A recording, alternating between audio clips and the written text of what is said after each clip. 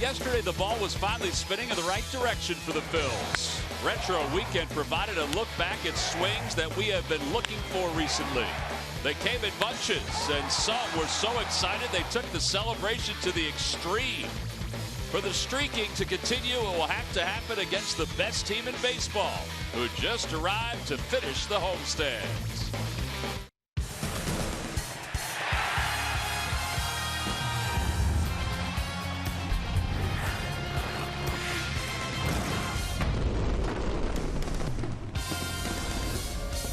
The final leg of this Phillies homestand features the best team in baseball, the Chicago Cubs, and a lot of their fans who are going to be hovering around the third base dugout looking for some autographs and also looking to see the best team in baseball. It's game one of a three-game series here at Citizens Bank Park.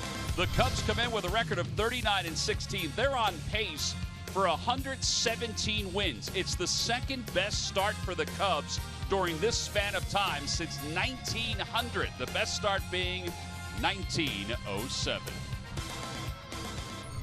Hi, everybody. I'm Tom McCarthy. We've got a three-man booth. Matt Stairs is back from Canada. Ben Davis is back from the Delaware County. We are ready to go. All right, so the Phillies will take on Jon Lester tonight. They saw him. You didn't when we were in Chicago. You watched him from a distance. What did you think? Well, he's a guy that can dominate inside on righties, down and away to lefties, and he can do it with three pitches. He can do it with his fastball, he can do it with the cutter, and of course he can do it with that slider. The right-handers have to make sure that they get him out of their kitchen. He lives inside with that fastball. They have to make sure they get him out, and then he can come back with it.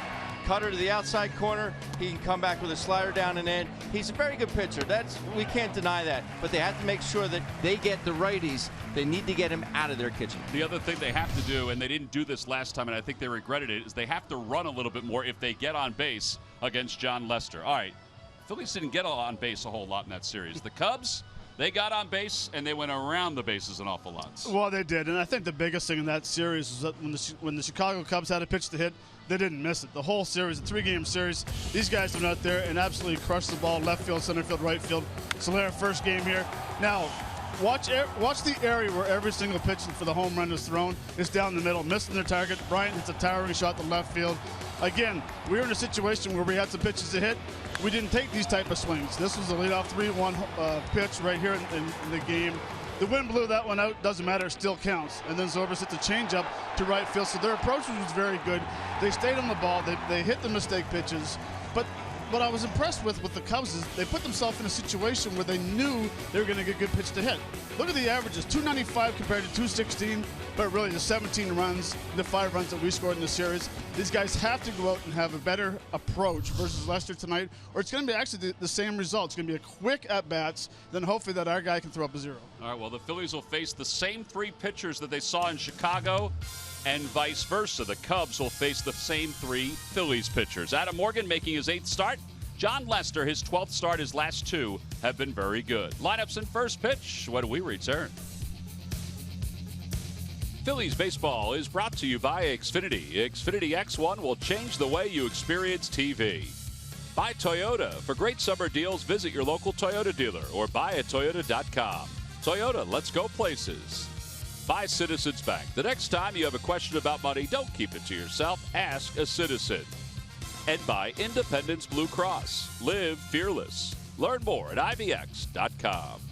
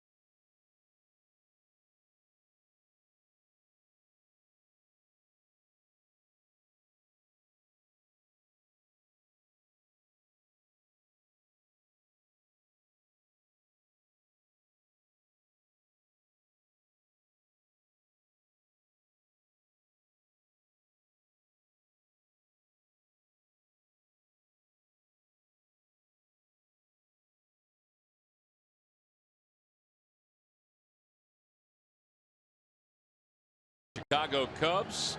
They will meet for the last time during this regular season. They saw each other out in Chicago, and the Cubs swept out the Phils. And the Phils are hoping to possibly return the favor here this week. 2 night games and then the day game on Wednesday. John Lester has already ventured back into the dugout. He has finished up his warm-up tosses. Adam Morgan the same, and the Phillies are about ready to take the field wearing the traditional red and white pinstripe uniforms.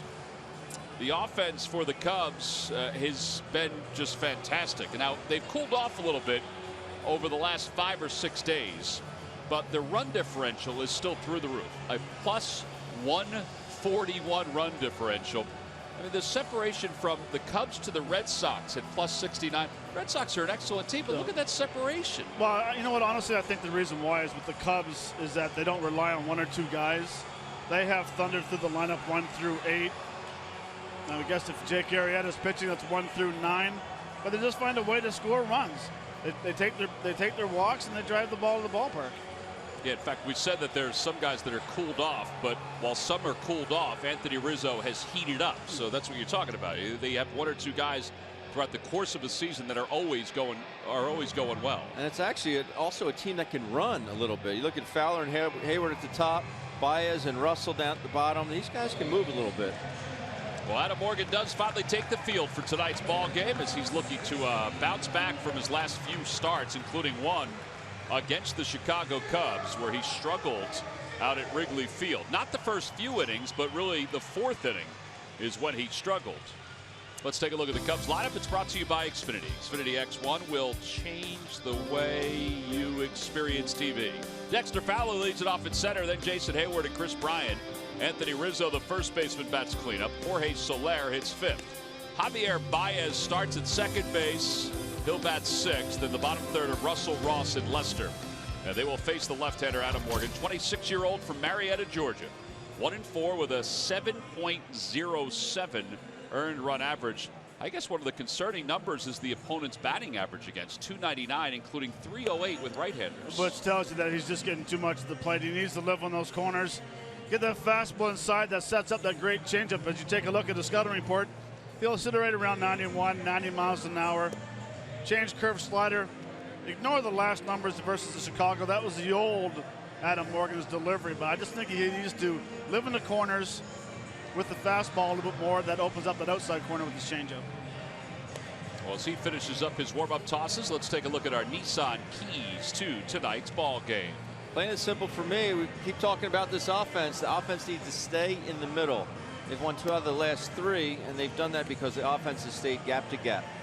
And for me, I'm going to talk about Morgan. He has to pitch inside.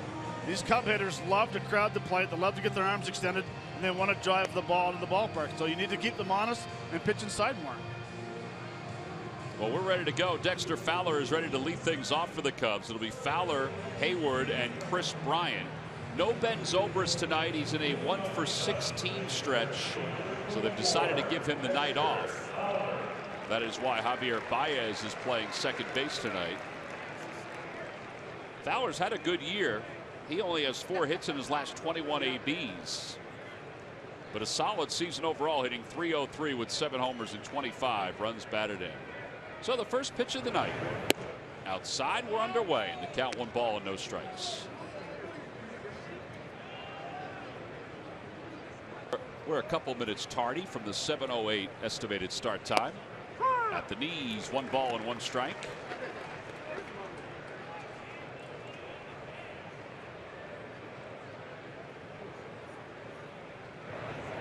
Fowler rips it into left center field, so he's aboard. Goodell can't cut it off, and it's going to go to the wall, and Fowler will pull into second base with his 16th double of the season. And guys, that's the 26th time this year he has started a game by reaching base safely. It's a table setter, and this ball was scorched. Nothing really Tyler Goodell could do to get to this ball. This ball hit just past Freddie at shortstop, and he shoots all the way to the gap in left center. So Fowler finds himself at second base, and now Jason Hayward, who was 1 for 9 in the just completed series against the Diamondbacks, hitting just .223 with 2 homers and 19 runs batted in. A quick step back towards second base.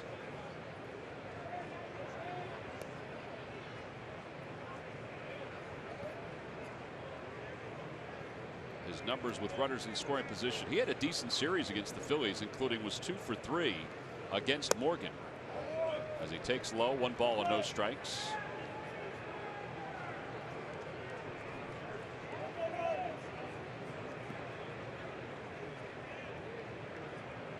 Fowler with good speed leads off second. Swing and a miss. That ball had some extra movement on it at the end. Yeah, it's a good break, good off-speed pitch right there. You know, you watch where Adam Morgan sets up. He sets up on the first base side. And Ben, you were very fortunate that you were a switch hitter. As a left-handed hitter, you feel very crowded. Feels like he's throwing that ball behind you, so you have a tendency to open up a little earlier. That one's popped up left side. Freddie Galvis says he has it. And when you open up a little early, you're going to pop it up on the left side of the diamond. That's what happens right there. Because you just feel like you're so crowded that you have to hurry up your swing, and all of a sudden, as you open up just a hair early, next thing you know, you're either going to hit a weak fly ball to left field or a real weak ground ball to the right side. One away. Chris Bryant is now the batter. Bryant is tied with Anthony Rizzo, his teammate and the on-deck hitter, in RBIs. Tied for second with 40 RBIs this year already. He had 2 hits and 11 at-bats in the series against the Diamondbacks. And that one is hit a mile. It's foul, but it is way up there. And this is the part of the lineup that you can't pitch around because of the guys that are behind each hitter.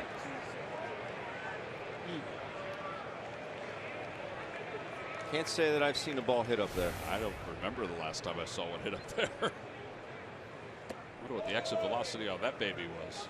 102. Yeah. Bryant with excellent numbers with runners in scoring position. He is cutting down on his strikeouts, which were probably the only issue he had last year. But what do you expect? It was his rookie season. He was adjusting. And majority of the pitches that he struck out on last year was elevated fastballs, just below his elbows. Outside and low, and it's 2-1. I find a lot of games that I watch, the Cubs, and even especially when we've played them so far, he sees a lot more off-speed pitches, a lot more, and he's more aggressive in the count as well.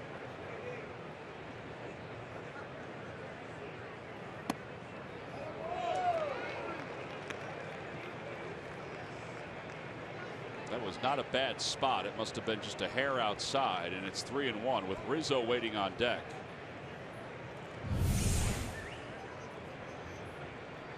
It's off the plate.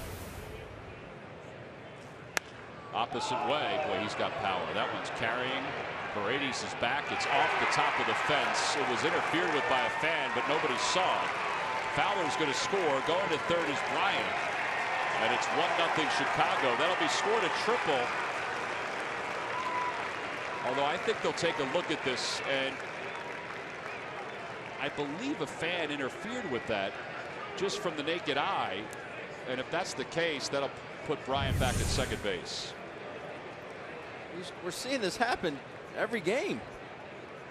Yeah, he interfered with it. It wouldn't have gone out of the ballpark. At least it doesn't seem that way. He just flicked his wrist at that. That ball really took off to right field. Oh, another look at this. It is an RBI. The fan in the blue.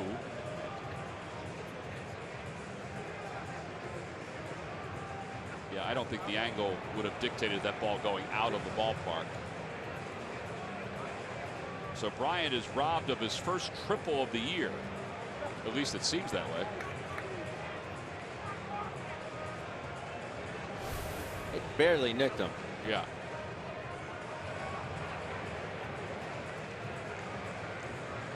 So New York is taking a look at it. There's no doubt Fowler will score. This is definitively a 1-0 game. Now this is a crew chief review. It's because of the boundaries. This is not a review that was asked for by Pete McCannon. It was asked for by Mike Winters to your left. He is the crew chief. Mark Wagner is the umpire to his right. But I will say this, in a type of play like that, you still play it off the wall like there was no interference from a fan. Absolutely. You still get the ball in, you hit your cutoff man, and still continue going on. Brady's kind of backed off a little bit, got the ball and tossed it in.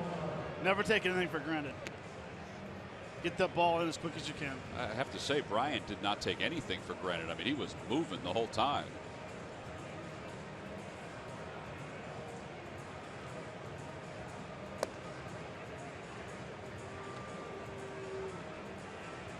I've said this many times before, just that this seems to be taking a lot longer than we would have thought. I think the only thing they're looking at right now, it obviously didn't have enough to get over the fence. Did the ball graze the spectators' hands or arms, or did it not? Yeah. I mean, from our vantage point, it looked like it did. It looked like it changed direction. It looked like it changed direction. Watch it one more time. Yeah, it looked like it hit his wrist. Yeah.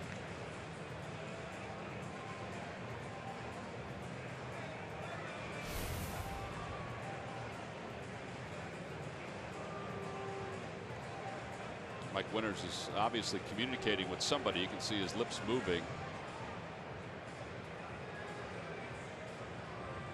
as he's chatting with the folks in New York.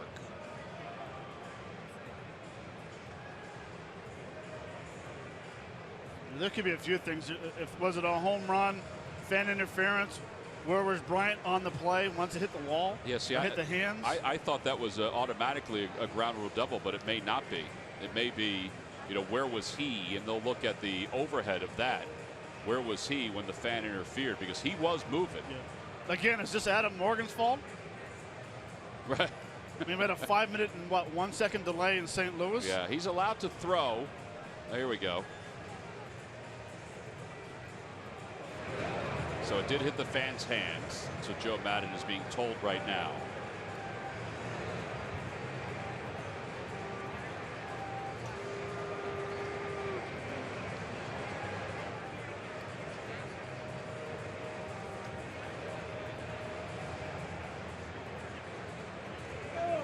He does not have to give an explanation. Mike Winters doesn't, but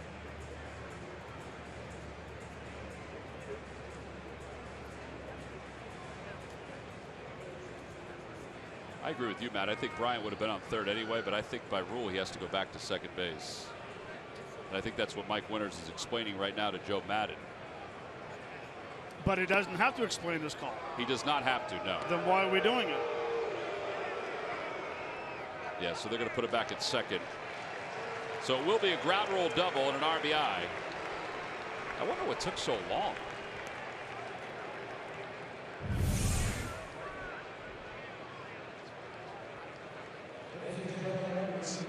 So Fowler was going back to tag up. So it's a ground rule double, so he'll score easily. He'll be awarded home plate. And Bryant wasn't even at second base. No. So, but if it interferes with the fan, I mean, the rule is that it's a ground rule double. So I'm just surprised it took him that long. 4 minutes and 48 seconds. All right, so now Anthony Rizzo's the batter with one man down and a runner at second base. 1-0 Cubs, and Rizzo takes a strike. Before the game, we were talking about Adam Morgan. That was one of your keys, Matt, to make sure he pitches inside. And we thought Daniel Murphy stood close to the plate. Rizzo is all over the plate. Changeup, and it's 0-2. Some people talk about Rizzo and his adjustments, that he wasn't adjusting when he was with the Red Sox, which is part of the reason why they traded him to the Padres. And he started to adjust more when he came to the Cubs. How close he stands. And he is really close to the plate. That is close.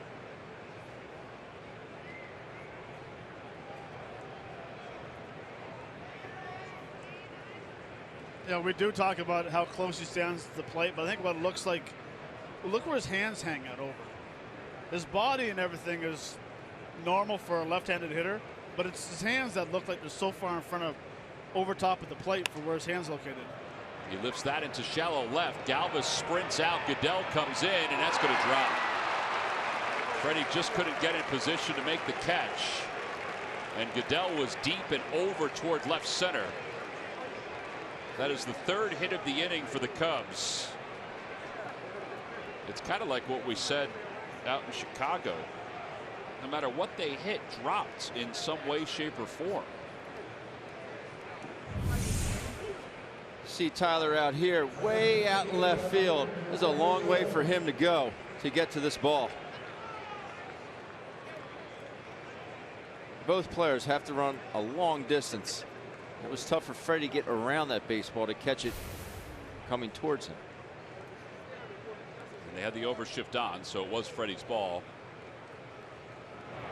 Here's Soler, who takes a strike. It's 0-1.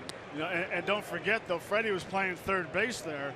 Right. Him going back on that ball is a totally different angle that ball is going out and coming down than it is when he's at shortstop. If he's at shortstop, he may be able to go and backhand it. He catches that easily. Yeah. Strike two. Is it a play Freddie would like to have to do over again? Yes. But the bottom line is, you can't give a team like the Cubs additional outs or extra chances, because they are a very good ball club. 0-2 pitch to Soler, and he whacks it foul. It remains 0-2. I think that was one of your keys at Wrigley Field. Don't give him any extra outs. Yeah, it was. Well, Ben was watching. He knew what was going on. Tonight's ball game is also available in Spanish. Just use the SAP button on your television or change the language through the menu on your cable box. See.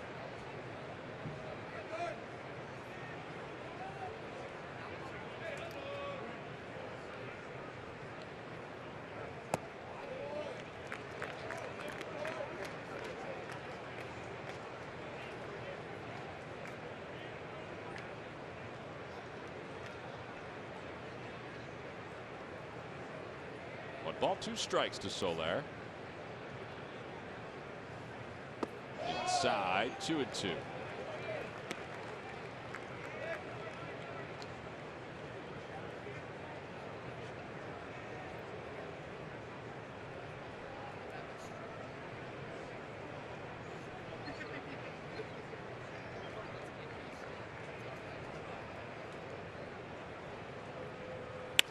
Out towards second base. Galvis gets to it. He flags it down and then bobbles the ball, and the bases will be loaded.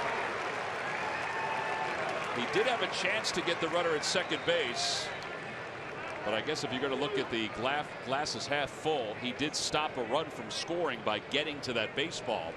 But that's already the 4th hit for the Cubs in this inning. Well, Freddie does a nice job going to his left to keep this ball in the infield. Right there in the exchange, he bobbles it a little bit, but would have been very close play at second base. The only reason why I see is you see how far Rizzo's off at first base. That's true. He had a tremendous jump. Now, if he comes up with a good, strong backhand, probably would have had him, but it would have been bang, bang. So Bryant's at third base, Rizzo's at second, and Soler now at first, and Javier Baez playing second base as the batter.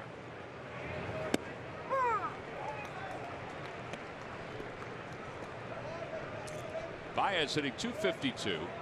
Good numbers against lefties. And it gives Zobrist, the switch hitter, a chance to have the night off. Zobrist hitting .326, but 1 for his last 16 after hitting .406 in the month of May.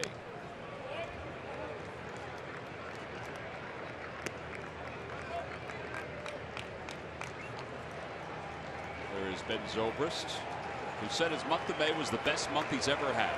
And Tom, just to let you know, he didn't get a day off today. He got benched. There is no day offs in the big leagues. This is Ben. No, there's not. .438 on base percentage. I seem to have a lot of them, though. I got benched a lot. Swing and a miss. 2 outs. These are some big pitches right now for Adam Morgan. I know it's only the first inning, but you want to talk about some heavy lifting? That's a pitch that he needs. He needs this changeup. He's thrown a few this game. They've missed down. I don't have any problem with them missing down. But you're right, Tom. Hopefully he can get out of this with just the 1 run. Addison Russell,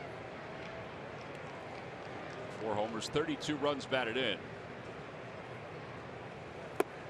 That's a good tight pitch right there. It's 0-1.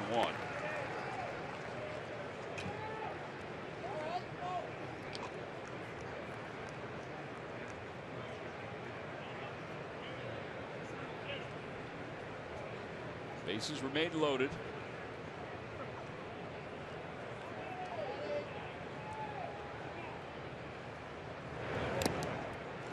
Foul ball, and it's 0-2. There it was again.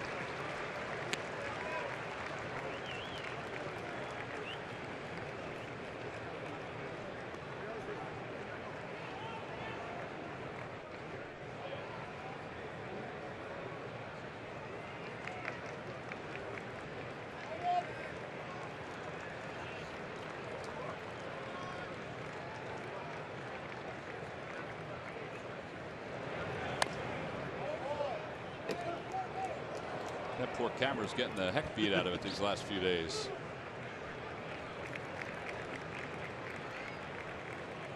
No balls, 2 strikes to Addison Russell. 26 pitch inning for Adam Morgan. This will be number 27.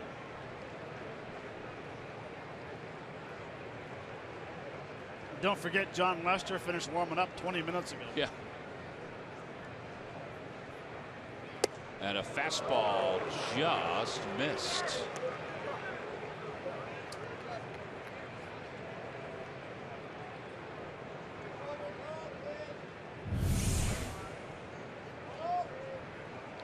It was on the corner. Caught played. I think it was up.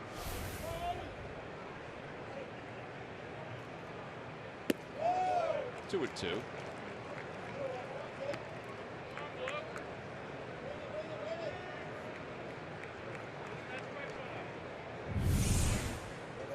Previous pitch, is it too high? I don't think so. I would agree. Right at the face mask. Yep.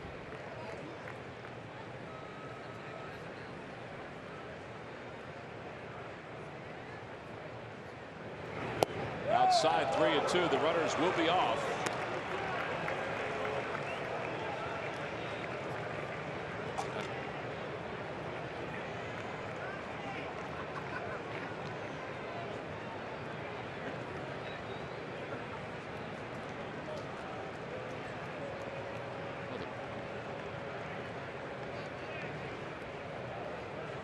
Three balls and 2 strikes to Russell. Swing and a miss. He got him. Back-to-back strikeouts for Adam Morgan. It was a 30-pitch first inning. The Cubs get just 1. They leave them loaded onto the bottom of the first here in South Philadelphia.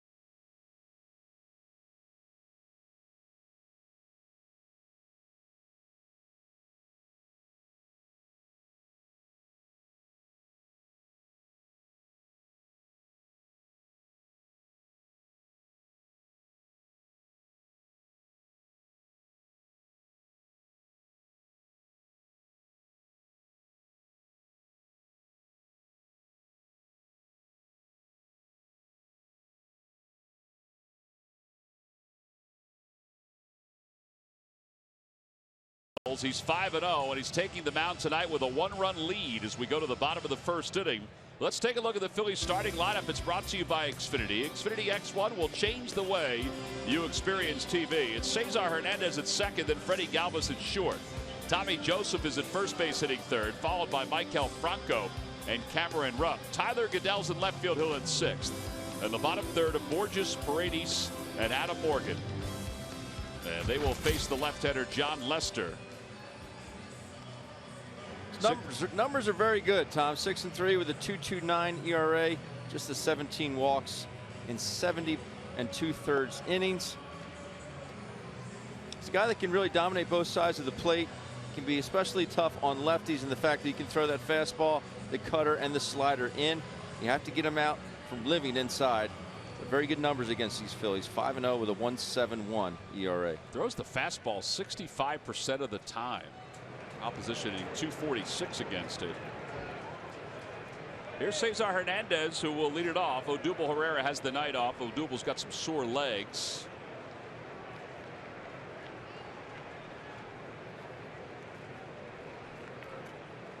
Cesar 4 for 12 in the series that just concluded. Pete had been fishing for a day to give Odubel off again. Figured this was a good one with the lefty out on the mound. Cesar bunts in front of the plate. And the throw to first is in time. He just didn't butt it far enough to have Lester handle it. John Lester has a reputation of not being able to make a throw over to first base. They can't throw pickoffs over at first base, and he just can't throw consistently. It's a shame this ball doesn't get a little bit farther out into the grass. I don't think David Ross would have been able to get him, but it's a good play there by Ross.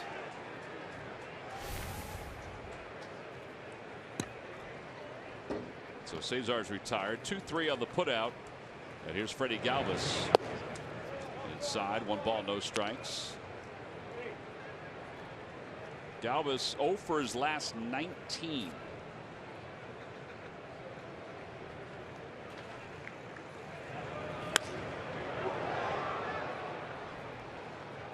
Folks in the upper deck are getting some baseballs tonight. Nope, that one came down. Yeah. Freddie 0 for his last 19, 0 for 11 in the series that just finished up.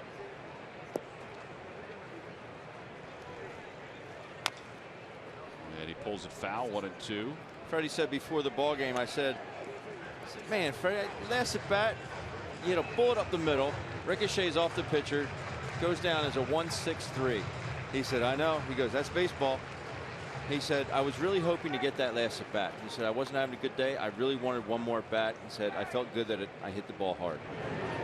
Out in front, swing and a miss, and he's tagged out. And they're 2 away. So with 2 outs, that'll bring Tommy Joseph to the plate, hitting .298 with 4 home runs and 7 runs batted in. Murphy's moved up to the 3-hole tonight. Yeah, they're trying him out in a couple of different places over these last couple of days as Pete McCannon gets an extended look at Tommy Joseph. You know, it's been interesting to watch him and watch his confidence grow as he knows coming to the ballpark every day that his name is going to be penciled into that lineup. You know, Pete McCannon told him early last week, you're going to get your chance. Ryan Howard went over to him and said, this is your chance, make the most of it. And as you said, batting 2 points shy of 300 on the season against left-handed pitchers, against a guy like John Lester, 6 for 14 this year as well. So doing the job against lefties, which is why he was here in the first place. But you know, he was asked about his confidence level, and he says, look, knowing that my name is going to be in the lineup every day when I get there certainly makes things easier. I know exactly what I need to do when I get to the ballpark. He said, but that said, even when I'm not sure if I'm playing, if I'm on the bench, I'm always ready to go. That's the mentality he said I had in AAA. That's the mentality I'm trying to keep here in the big leagues. It's been fun to watch, though, guys. Yeah, because in AAA, he wasn't playing every day at first base. He was DHing a little bit, but Brock Stassi was playing over at first base, too. Low ball, 2 balls and 1 strike. I thought he looked particularly strong against the Brewers. His swing looked comfortable against the Brewers. He was 7 for 16 with a home run and 2 RBIs. Even the outs, though, he hit hard. That ball's hit well out toward left field. Going back is Soler, and he jumps and makes the catch. It was just down toward the end of the bat a little bit, and Soler got to the spot and was able to read it.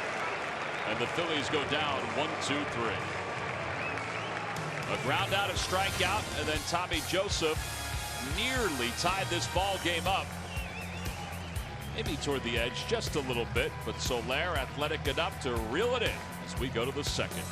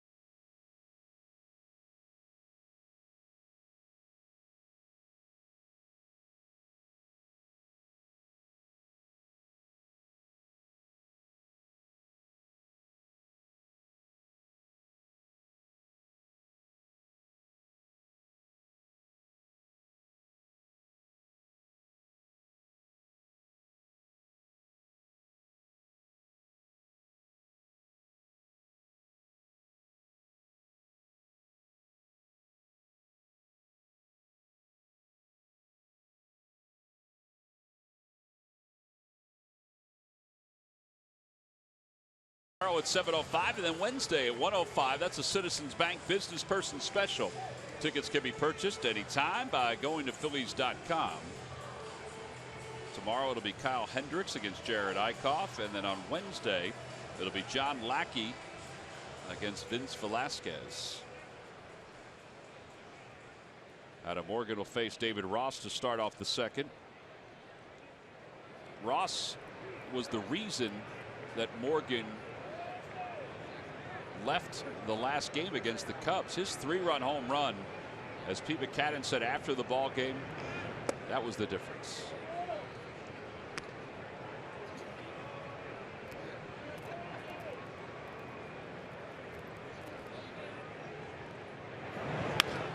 Fly ball left center field. Peter Borges out toward the edge of the track, makes the catch, 1 out. And that'll bring John Lester to the plate. Yeah, Ross's 3-run home run in Chicago was his 100th of his career. Yep. But it's one of those things where you hit that 3-run home run, especially the way their offense was swinging. Wasn't a good mix. And he crushed it too. John Lester is 1 for 21 so far this season. Takes a fastball for a strike. He's 1 for 21, but the rest of the Cub pitchers have the second best hit total and RBI total in the National League. He's not carrying his weight though, as that one's out of play. Nice one-headed grab down there. Well done. Yeah, it did.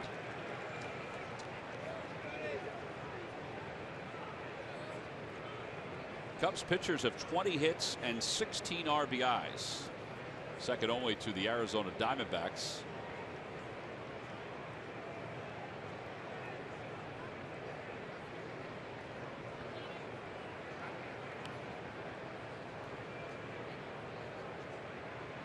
Outside, 1 ball and 2 strikes.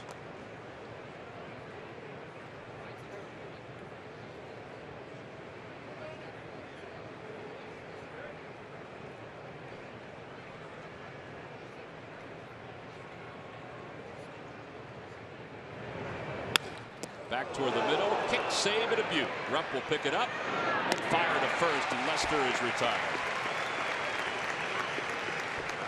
1, 2, 3 on the putout. All right, Matt, you always wanted to incorporate a little bit of hockey into a baseball game. Go ahead. Oh, this is just a shot up the middle going through the 5-hole. Skate saving a beauty. What I like is the fact that Adam Morgan let Cameron Rupp take that play. It's because he couldn't feel his foot. That's why. You see, he intentionally tried to kick that baseball. I would agree with you on that.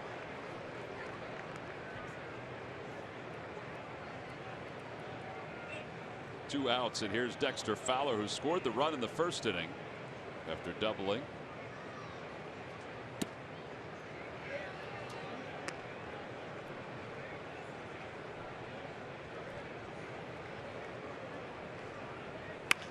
Ground ball past Maikel Franco into left field. A 2-out single, and Fowler is 2 for 2. Phillies fans, next time you want to grab Phillies seats, get the StubHub app. Not only will you find seats you'll love whenever you want, you can find the best seat for your buck when you sort by best value. We take the price and location of seats and show you which tickets at StubHub give you the best deal. So get the StubHub app today.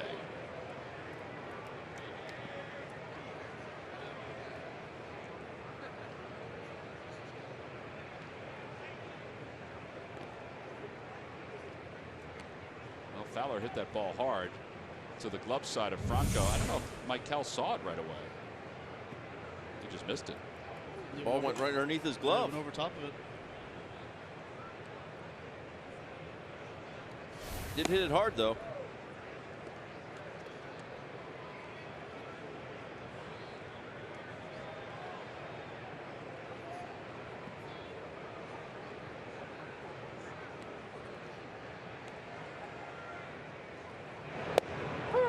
Ball and 1 strike.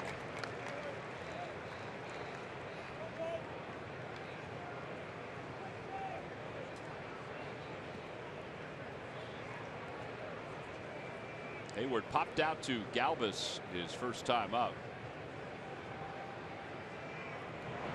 And that ball got a piece of it. And that puts runners on first and second with 2 men down.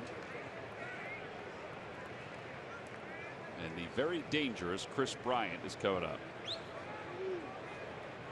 You have to pitch inside. This ball just gets away from Adam and rides up and in on Hayward.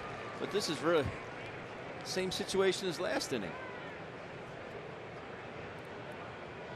You got a hit and hit batsman, and next thing you know, you got Bryant up with 2 runners on.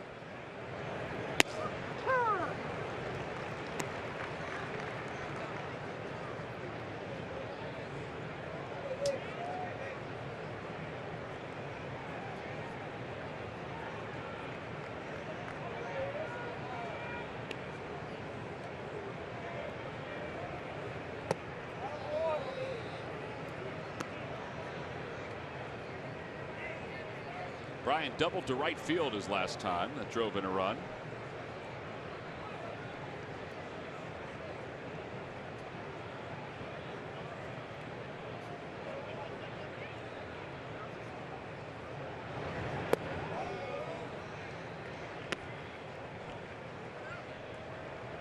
For a bigger guy, he really gets down into a low squat. You typically don't see a lot of taller baseball players, particularly the hitters, get down in a squat like that in the batter's box. It doesn't sap his power, though, it No. seems. No, because he uses his lower half very well. Off the end of the bat, over toward Tommy Joseph. Adam Morgan's there to cover, and the side is retired. A couple more base runners for the Cubs. They lead 2. We played 1.5 on to the bottom of the second. 1-0 Chicago.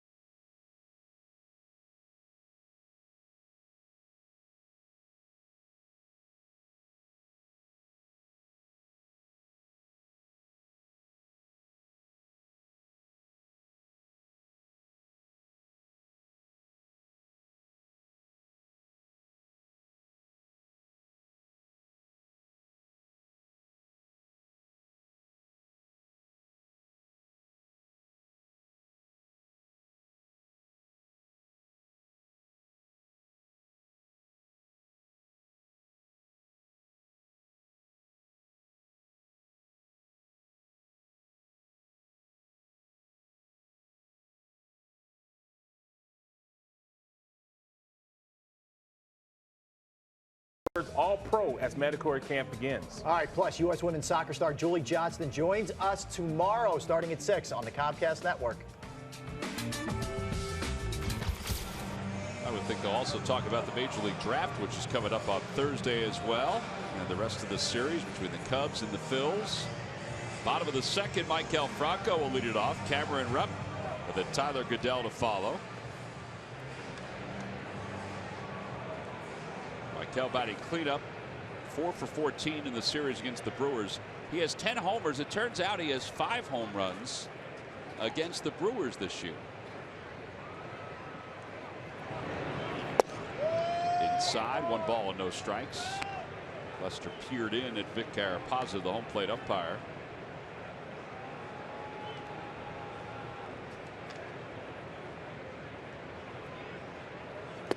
Inside again, 2-0.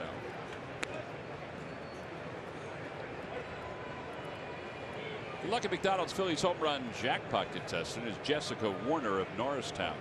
Phillies hit a home run in today's ball game, then Jessica will win $100. Good luck, Jessica. Had a winner yesterday because of the home runs the Phillies hit. It was nice to see.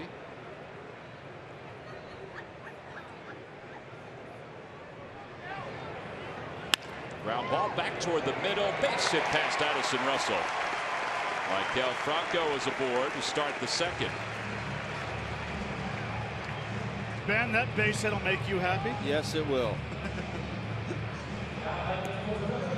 Gets himself in a good hitter's count. Doesn't try and do a whole lot with it. Pitch is supposed to be in. It's out over the plate. Doesn't try and pull it. I'll take a single up the middle any day of the week. Now, we talked about running against John Lester. David Ross is an excellent thrower behind home plate, and he makes up for a lot of Lester's deficiencies. I'm not necessarily thinking that Maikel Franco is the guy, but at some point, Phillies have to start running against him. Oh, we thought that in Wrigleyville and in Chicago. Yeah. One thing you could do, I mean, a lot of times with lefties, you're going to go back when he lifts his leg because you're thinking he's coming over. Not necessarily with Lester. Yeah, that's a good point. He doesn't like to throw to first base. What he does to try to control the running game, the scouting report is he will not throw to first base very often. He changes the way he looks. He'll hold for a little longer. There he did a quick pitch. He's smart. Just doesn't like to throw to bases.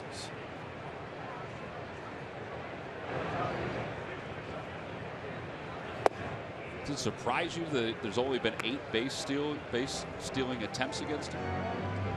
But he's pretty quick though. Like, I know everyone talks about, hey, you got to steal second base off the guy. Just go first move. The thing about it is that if he thinks about throwing to a bag, he's in trouble. If he has to get the ball up and throw quick, he's usually pretty good at it. Look, I followed and faced him many times and saw him pitch. Well, I shouldn't say. I was sitting on the bench watching him play for the Red Sox, and that's all we thought. We had a run on him. But he holds. Look how he's holding. So he has a good game plan on what he wants to do on the mound. Yes, but watching Anthony Rizzo play first base tells me that he's not going to throw over there. What, because he's in that defensive mode right there? Because he's, first of all, he's not even close to first base. You'll start to see him creep out here. But if Rizzo comes off, But that's how a lot of first basemen play with lefties on the mound. He's way off, though. I mean, just keep going. Because Rizzo knows that he's not going to throw over there. He's just doing it because he needs to be there. He just can't play behind him.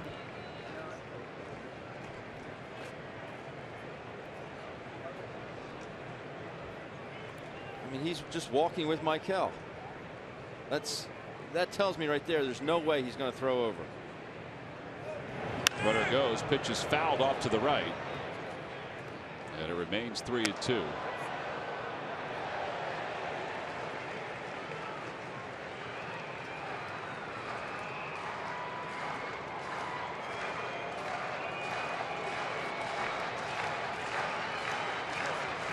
Matt. I know you were watching the game yesterday. You weren't here at the stadium, but the home run he hit the left field was so loud.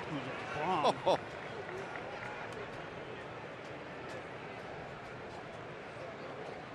Bronco goes again. Pitch is fouled again.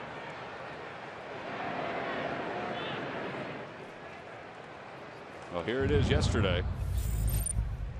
And it comes right after Jimmy Paredes, and he gets on top and just launches a ball. I thought it had a chance to get in that second tank, but that was a bomb.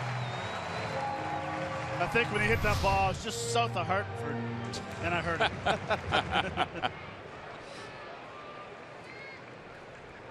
Well, he's fouled the last two, 3-2 pitches off.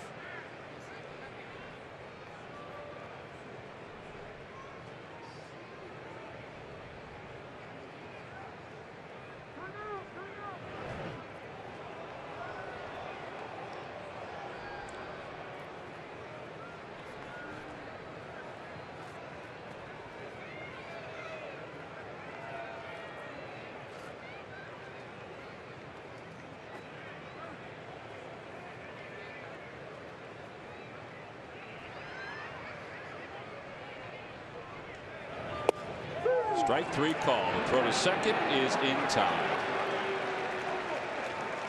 And I'm not really sure what happened there. A strikeout, throw out, double play.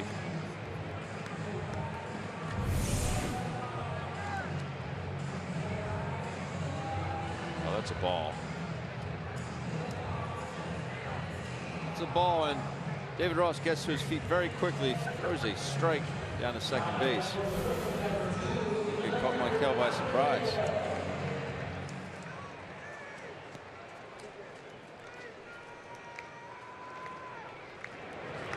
Tyler Goodell takes inside. It's 1 ball and no strikes. Tyler 1 for 7 in the series against the Brewers. Overall, his average at .248 with 3 homers and 10 RBIs. .277 in his last 30 games.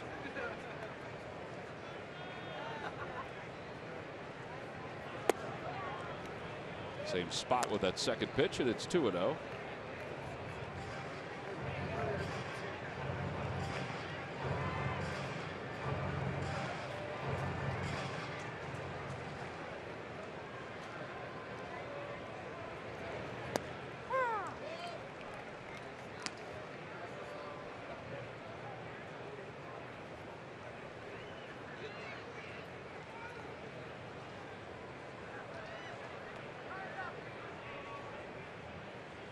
Off the hands, out toward left center field. It's going to drop for a base hit. Middle of the field, Matt.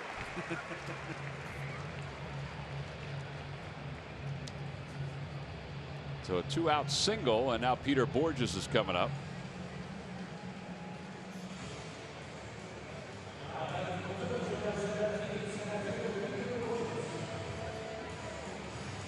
David Ross is going to stroll quietly out to the mound.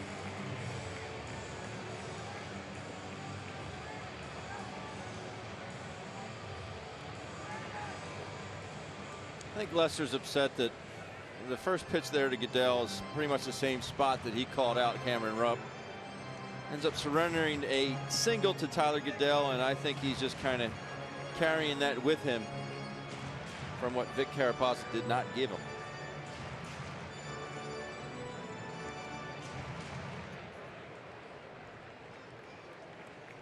Peter Borges is 0 for his last 15, but he has good numbers against Lester. 5 for 13 against Lester.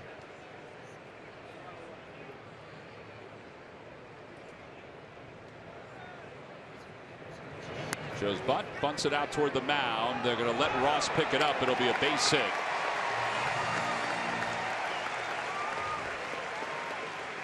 And runners on first and second for Paredes.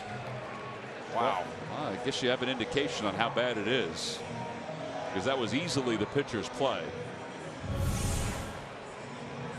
He did not want any part of that ball right there.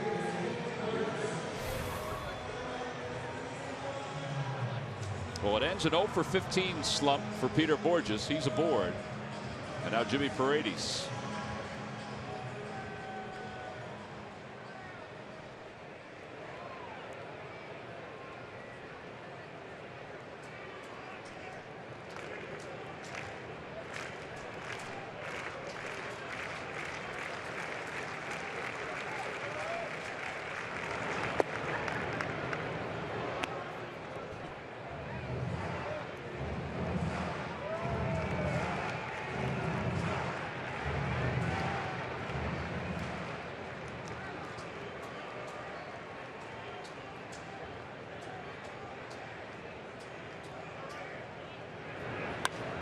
Fly ball left field.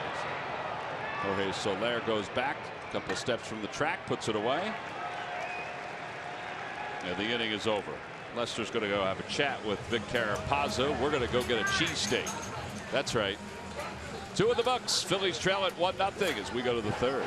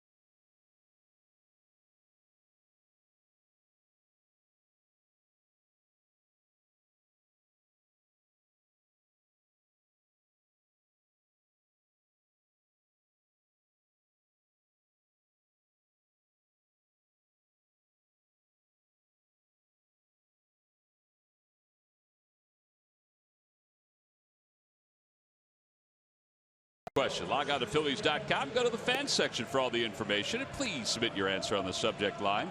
All right, guys, the question is, who are the other 3 reigning Cy Young Award winners besides Jake Arrieta to throw a no-hitter? The other 3 reigning Cy Young Award winners besides Arrieta to throw a no-hitter. The answer will be revealed in just a little bit. Top half of the third, Anthony Rizzo will lead it off against Adam Morgan. 1-0 Cubs, first inning run. Cubs had 4 hits in the first inning, scored just the 1 run. And Morgan will face Rizzo, Soler, and Baez here in the third.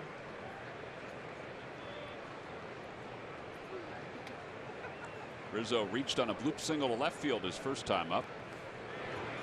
Takes a breaking ball, and it's 0-1.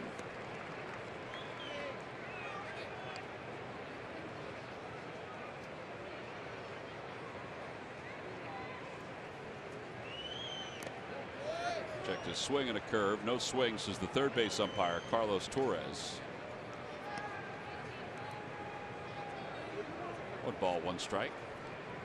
I mentioned there are a lot of Cubs fans who have made their way to Citizens Bank Park for tonight's ball game.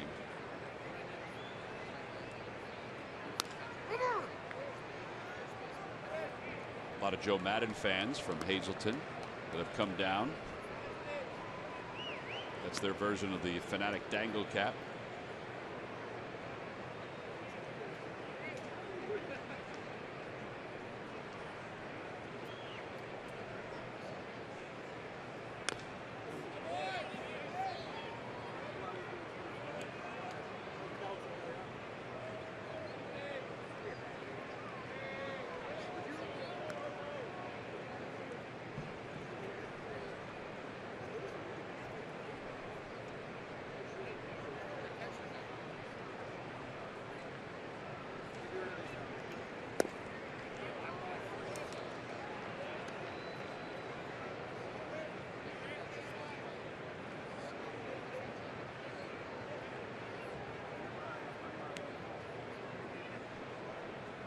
Swing and a miss. He got him. Third strikeout for Adam Morgan. And a nice way to start this third inning.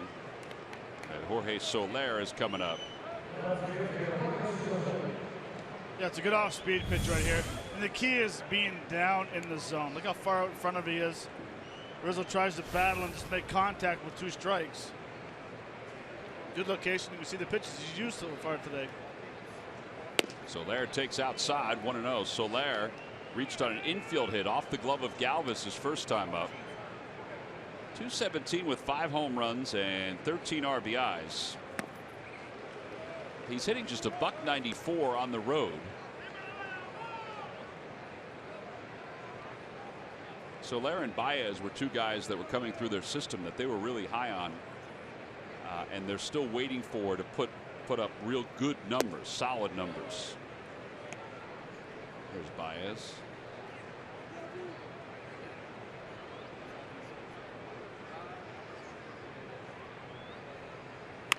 That's a bullet off the bat, going to left field. A one hop off the wall. Goodell gets to it quickly, and Soler is going to stop it first.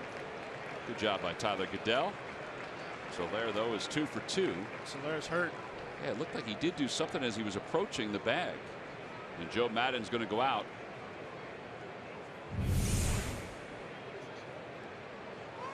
He may have walloped himself with his chain. May have chipped a tooth.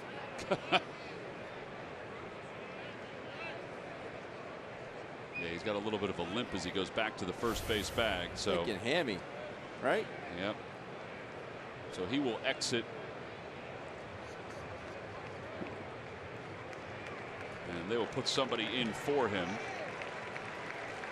In fact, it's Villanova's own Matt Caesar who will take over at first base.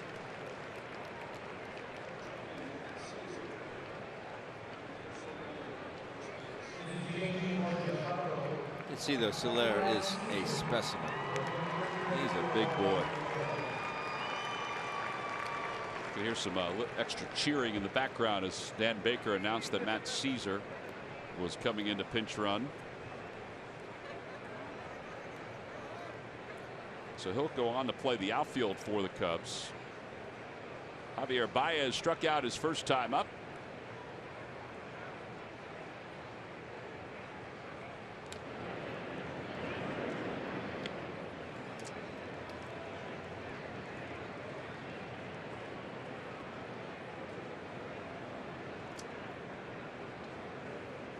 Caesar 1 for 2 so far in stolen bases.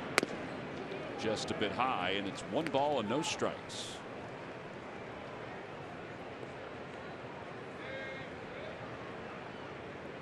How about the Cubs are averaging 5.4 runs per game, which is second to the Red Sox. That's why that run differential is crazy. The fact that the Red Sox have averaged more runs per game offensively, but they've also given up more runs. They've averaged 5.89 runs per game to the Cubs 5.4. But we told you this before. Joe Maddon's teams, they have 20 wins by 5 runs or more. Off the end of the bat to right field. Paredes comes in, and he'll corral it for the second out. And Addison Russell's due up. I know the offense is good, and yes, they score a lot of runs, but I think that run differential speaks volumes of the pitching staff. In particular, the starters. The starters have an ERA of 2.38. I mean, that's, they can hit it around, but they also can chuck it too. Yeah, the starters allowed 3 earned runs or fewer in each of the games they played on the last homestand.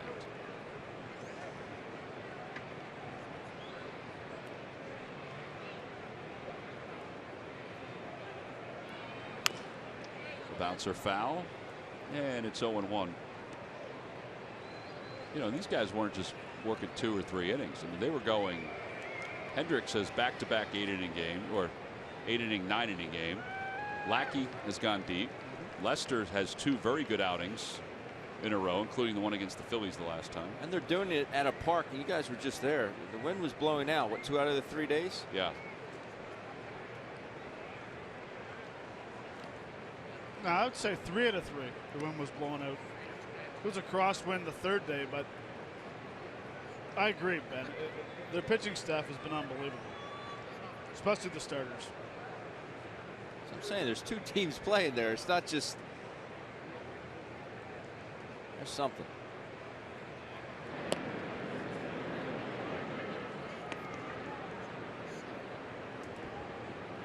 But I would say that I think it helps the pitching staff by knowing that your offense is going to score runs.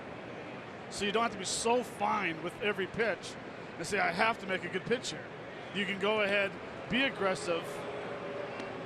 If you give up a base hit, if you give up a solo home run, you know your offense is going to pick you up. How about his last 2 starts? A 2.25 ERA and 20 strikeouts in 12 innings, and he doesn't get a win in those 2 starts. Lost for the first time since the no-hitter against Cole Hamels against the Diamondbacks the other day. As Russell takes outside, 1 ball, 1 strike.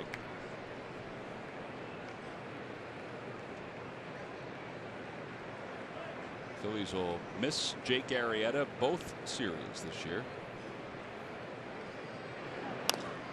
Fly ball right center field. Borges makes the call and makes the catch. No runs, 1 hit, and 1 man left. On to the bottom of the 3rd. Still 1-0. Cubs on top.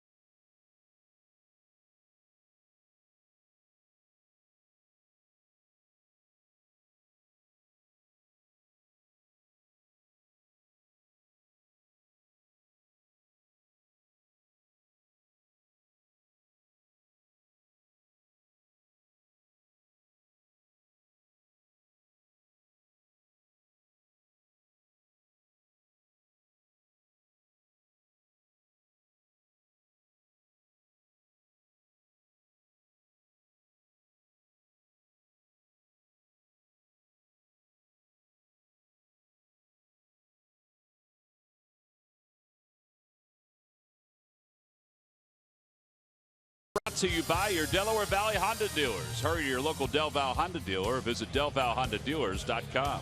By Jefferson, call 800-JEFF-NOW or visit jefferson.edu. And by the Pennsylvania Lottery's new instant game, $100,000 home makeover. Players must be 18 or over. Please play responsibly.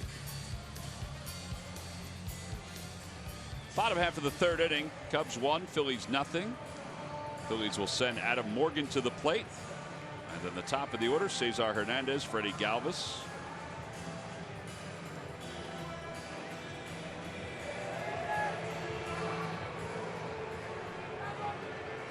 Third baseman Chris Bryant is in on the grass. Adams still looking for his first hit here in 2016. And a fastball in there, 0-1.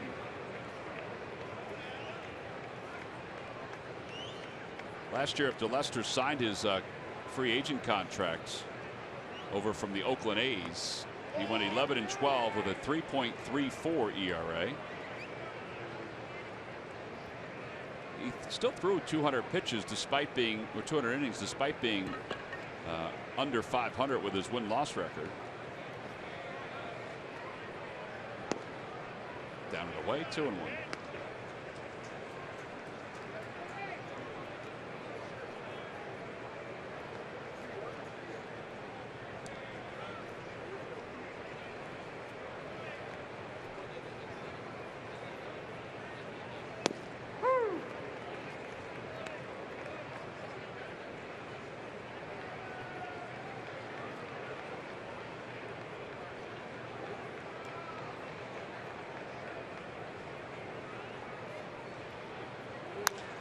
To the right side. That ball was pinballing every which way, and Morgan was hustling up the line, but he's thrown out. 4-3 on the putout, 1 away. MLB.TV Premium, the #1 live streaming sports service, delivers everything you have come to expect and more. Watch every Adam Markey game live in HD on over 400 supported devices. It includes a free subscription to At-Bat Premium, the #1 app for live baseball. Blackout and other restrictions apply. Visit MLB.TV for details. There's Cesar Hernandez, who tried to bunt his way on, didn't bunt it far enough away from David Ross, and Ross was able to throw him out. Cesar's a 300 hitter the last 10 games, and that one's up to the Hall of Fame club.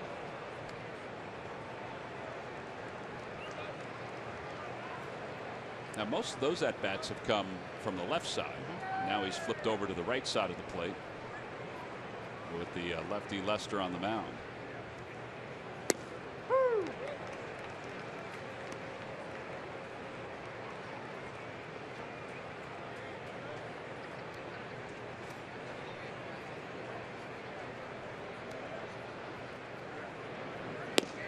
Way outside, 1-2.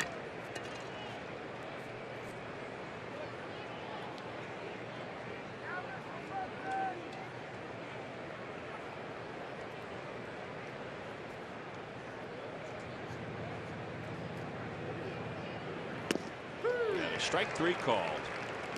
That seemed to cut toward the outside part of the plate. It's the 3rd strikeout for Lester. This is a good pitch here. Just a backdoor cutter. You see David Ross put the sign down there, and this ball just cuts right back out over the plate. Cesar knew it. Nothing you can do about it. Well, we discussed the Cubs pitching in as far as the MLB rankings go. The 2.57 ERA is first. The opponent's batting average against 200. That's first as well.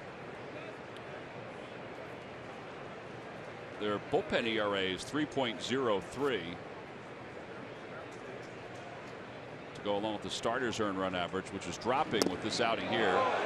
That bat was smoked into the stands. It helicoptered right into the side of that young lady. And it's 1 ball and 1 strike. Hopefully she's okay. She had no chance at all to react. Freddie's obviously concerned. He's peeking over there.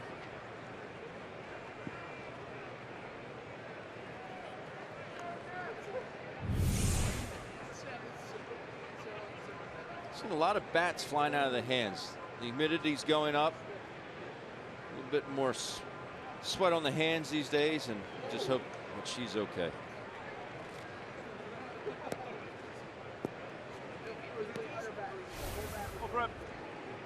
One ball, 1 strike to Galvis. Fouls it over the screen, and it's 1-2. Same pitch he just got Cesar on. Backdoor cutter.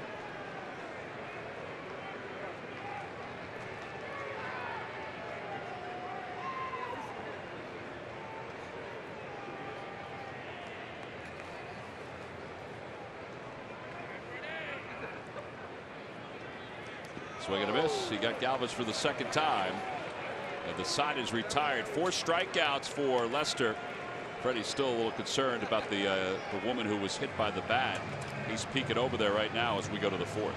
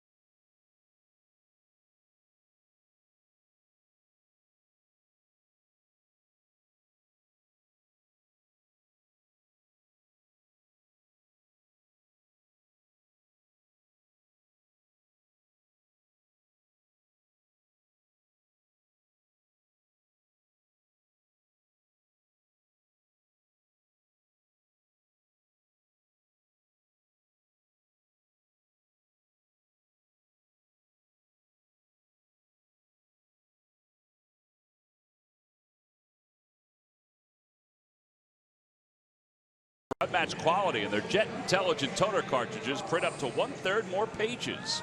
Get yours from who but WB Mason today and experience the difference. Nobody beats WB on HP. It is a 1-0 Cubs lead as we go to the top half of the 4th inning.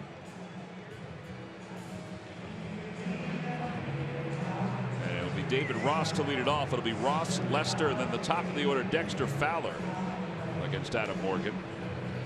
Ross flied out to center field his first time up, so he's 0 for 1.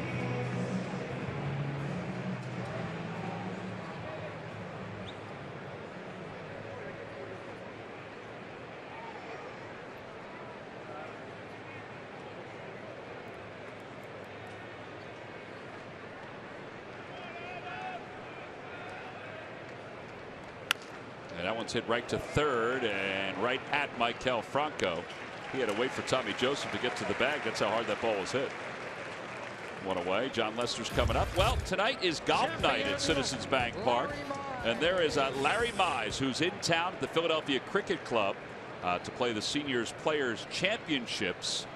He's had a great career, not only before the senior tour, but also now. And he threw out the ceremonial first pitch, and he's standing by with Greg Murphy. Murph? He is indeed. Now, we were just talking before you came to us, and I said, "Do you have any baseball in your background?" You said, "Well, it's been a while, but hey, that pitch, it looked like you had a little bit." Oh, you know, it's fun. To get to do something like this, it's a lot of fun. Well, welcome to Philadelphia, and welcome to Citizens Bank Park. You are here for what should be an exciting weekend of golf here at the Cricket Club, the Wissahickon course at the Cricket Club, a course that you have yet to play, but I understand your first practice round will be tomorrow. You looking forward to that? I really am. You know, we're playing our Constellation Players Championship there, and it's a great golf course. I've heard nothing but wonderful things, and I can't wait to get on it tomorrow and take a look at it. And I'll take my time and really look at it really good because we got 4 days there, and it's going to be a lot of fun. This is the Champions Tour, and it is an extremely competitive tour, obviously. The best players in the world over 50. And when you get a chance to go out and compete like that and continue to compete, golf is wonderful that way, that you can continue to compete for as long as you can swing the club, I guess. It's got to feel great. Keep the juices going. It really does, and we kind of call it the Great Mulligan, you know, to get to keep doing this. And you know, it's fun. It's fun to keep playing with your friends. You've played with guys for 20, 30 years out there, and to get to keep playing with them, and then to get to come to Philadelphia and play a great golf course like this, it just doesn't get any better.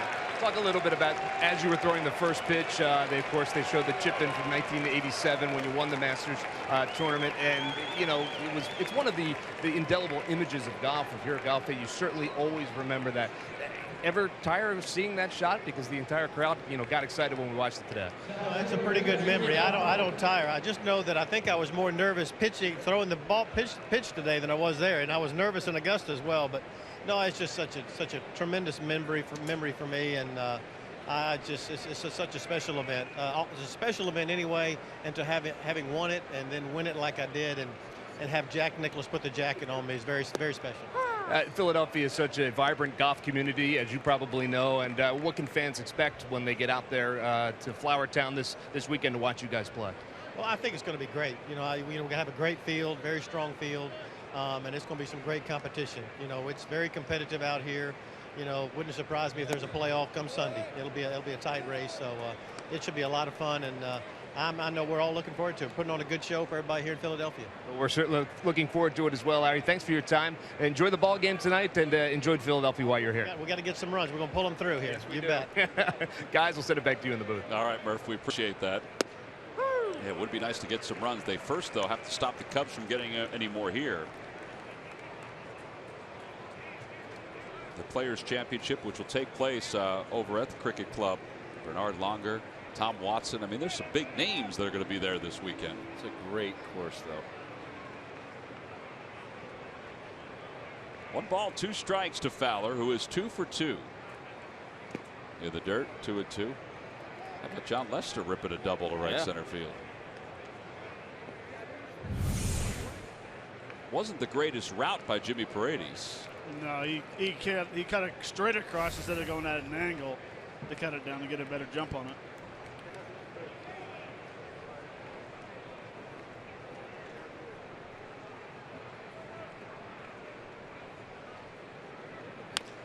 Over to third, a foul ball, and it remains 2-2.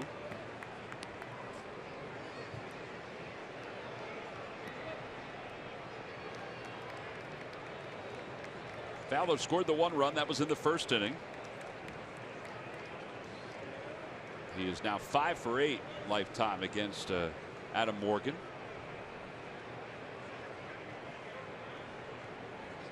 Adam, last time he faced the Cubs, went 4 innings, allowed 8 hits and 6 earned runs.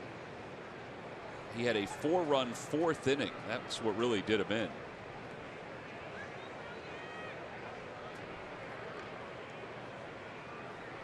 Swing and a miss.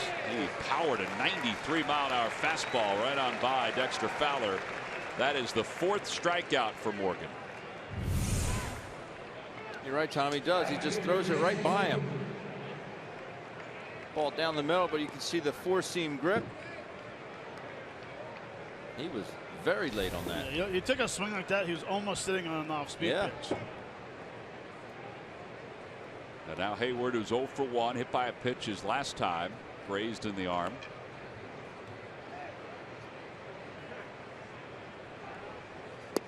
Inside, 1 ball, no strikes. That curveball just didn't curve at all.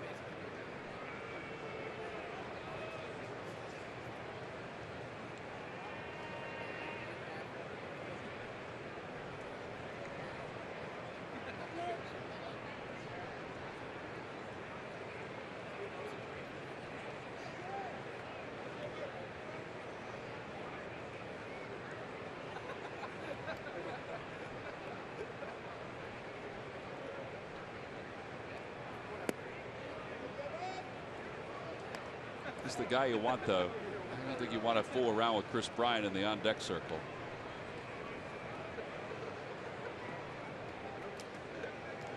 Well, I thought those numbers would be a bit higher because he has hit second. You're going to get some better pitches to hit with Chris Bryant hitting behind you.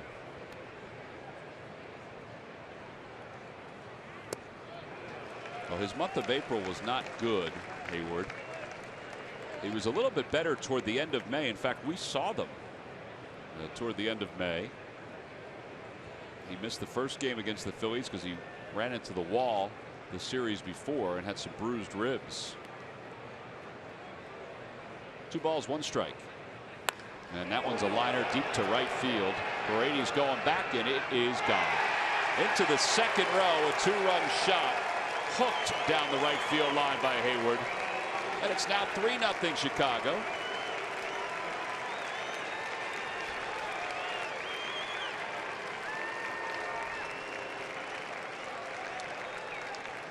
Well, you not think you're going to get that out of Jason Hayward.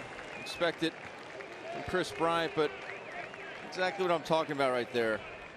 Good pitch to hit up out of the plate. He does hook it down the line, but this is his 45th game in that 2-hole, hitting in front of Chris Bryant. You're going to get some pitches to hit because you don't want to see Chris Bryant out with runners on base. Well, that is the 100th career home run for Jason Hayward.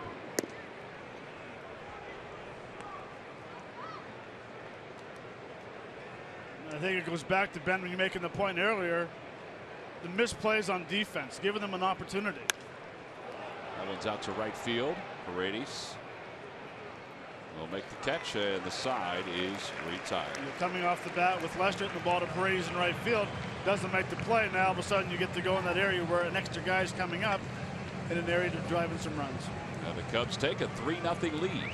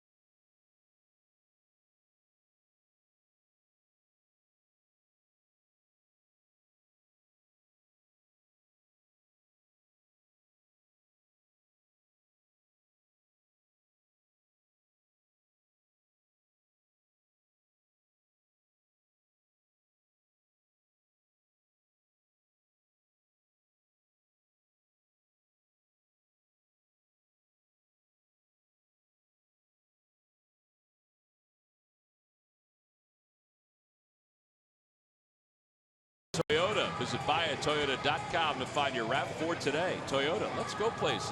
Let's go Phils. Last of the fourth inning, it's 3-0.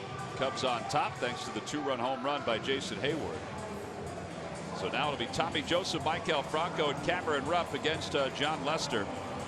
All right, guys, you've seen the Phillies one time through. This is the fourth inning. How is their approach against Lester? What would you like to see differently as you go through this inning here? I like to see them pick out one side of the plate. You know, instead of trying, he has great command of both sides. Knowing that if he makes a mistake you're going to bust it. Or if you're looking for something out over the plate, don't swing at something inside until you have 2 strikes. Tommy Joseph fouls the first pitch, and it's 0-1. What I've seen so far through 3 innings is the exact same approach they had in Chicago. And I think, Ben, you hit the nail right on the head. They're swinging at everything.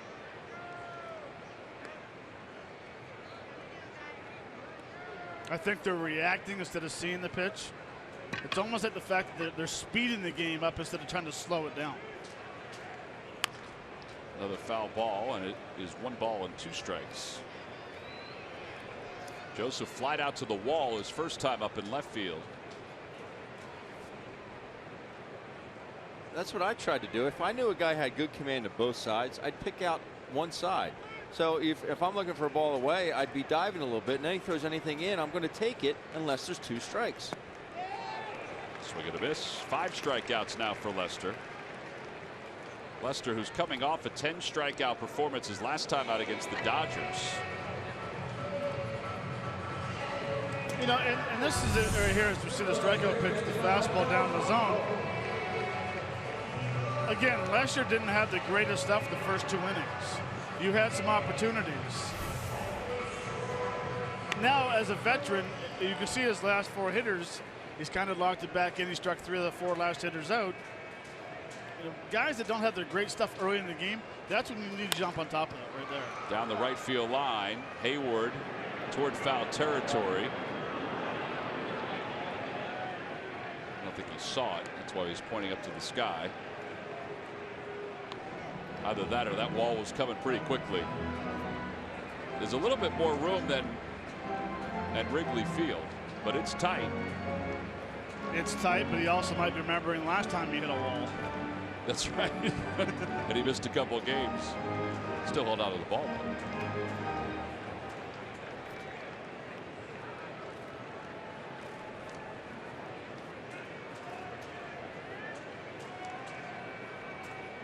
Oh, 1 pitch now to Franco.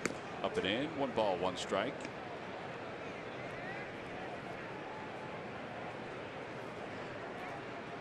Franco did single his first time up. Phillies had 3 hits in that inning. Those are the 3 hits they have so far today. Fly ball right field. Hayward sees this one, and there are 2 outs. Phillies Baseball Academy is open for business. It's for boys and girls from age 6 to 14. 4 divisions allow for age-appropriate instruction. For information, call 610-520-3400. Don't forget, there's a camper reunion night at a Phillies game. Go to the community section at Phillies.com for more information. It's a nice night here in Philadelphia. Storms came through yesterday quickly.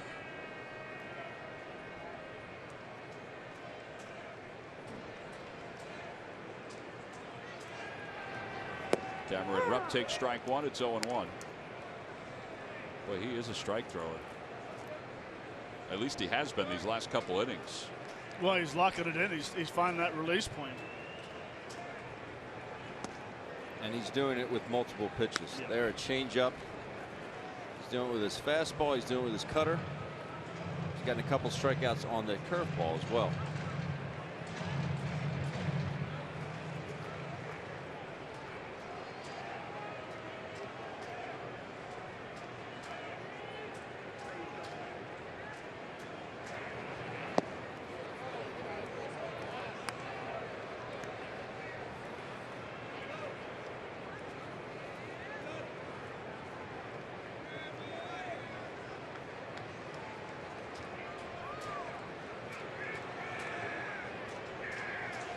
Way inside, 2 balls and 2 strikes to Rupp. He struck out his first time up. He's had a great run though these last dozen games. Cameron's hitting close to 380 during the last 12 games. And he's also mixed in 5 extra base hits during that time.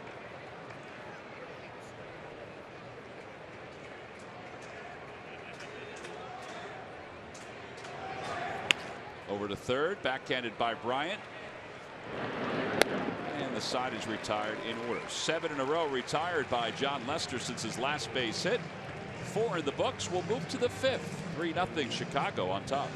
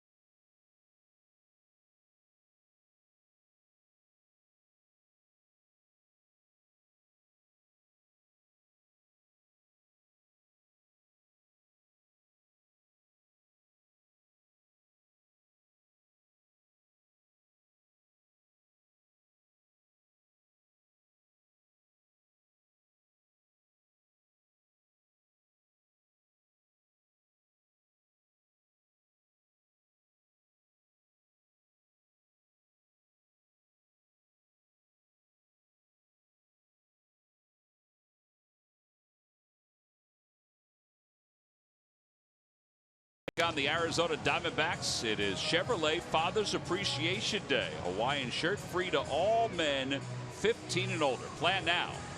Place your order at Phillies.com.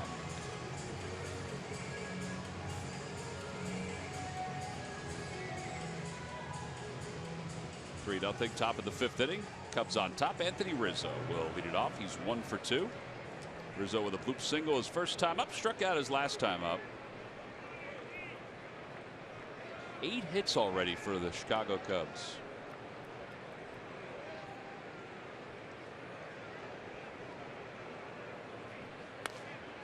Popped him up. I mean, way up. Rupp back toward the screen. Uh-oh, a little dancing. And it was spinning back toward him. And he couldn't corral it. All right, Mr. Catcher, take us through that. That was pretty high. And I'm sure Cameron will tell you should have had it. Yeah, the higher it goes, the more it's going to come back. So you have to expect that the ball is going to come back. As a lefty does the right thing, he peels out, moving towards his left, but you have to run back and find a spot. Cameron kept his feet moving the entire time. It's ruled no play, so no error for Cameron Rupp. No balls and 1 strike to Rizzo. And he whacks it foul, and it's 0-2. All right, so this is what we talked about the last inning, giving them extra outs. And the Phillies have to try to make sure that this doesn't come back and haunt them.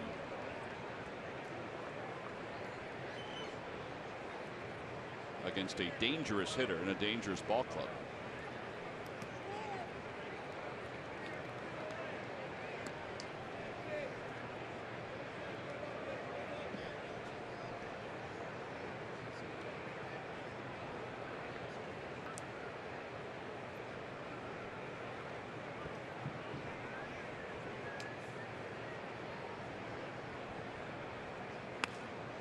Out towards shallow center field, and under it is Maikel Franco.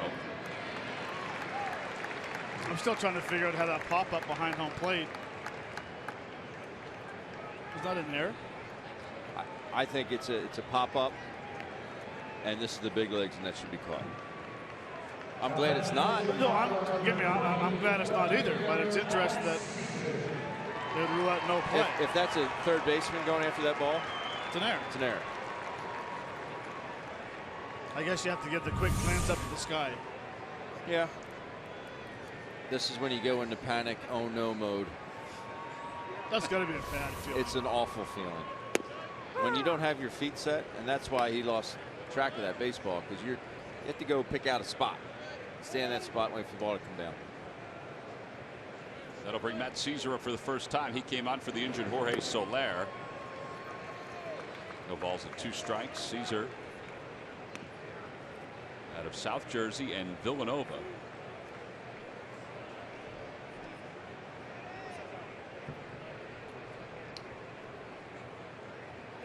Swing and a miss, and he is struck out. That's 5 strikeouts for Adam Morgan. Tomorrow, Darren Sproles and the Eagles hit the field for the first day of mandatory minicamp. Ron Burke and Derek Gunn react to the first official practice for Coach Peterson. Watch Quick Slants tomorrow at 6 right here on CSN.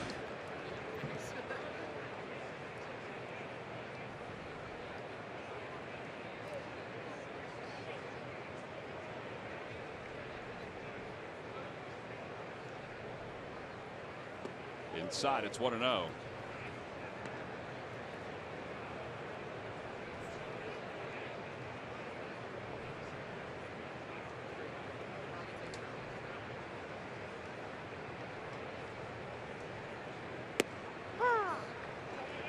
One ball, 1 strike.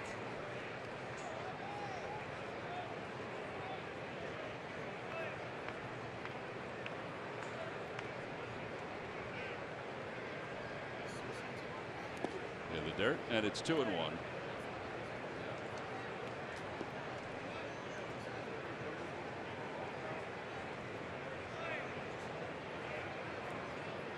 We haven't seen a lot of curveballs.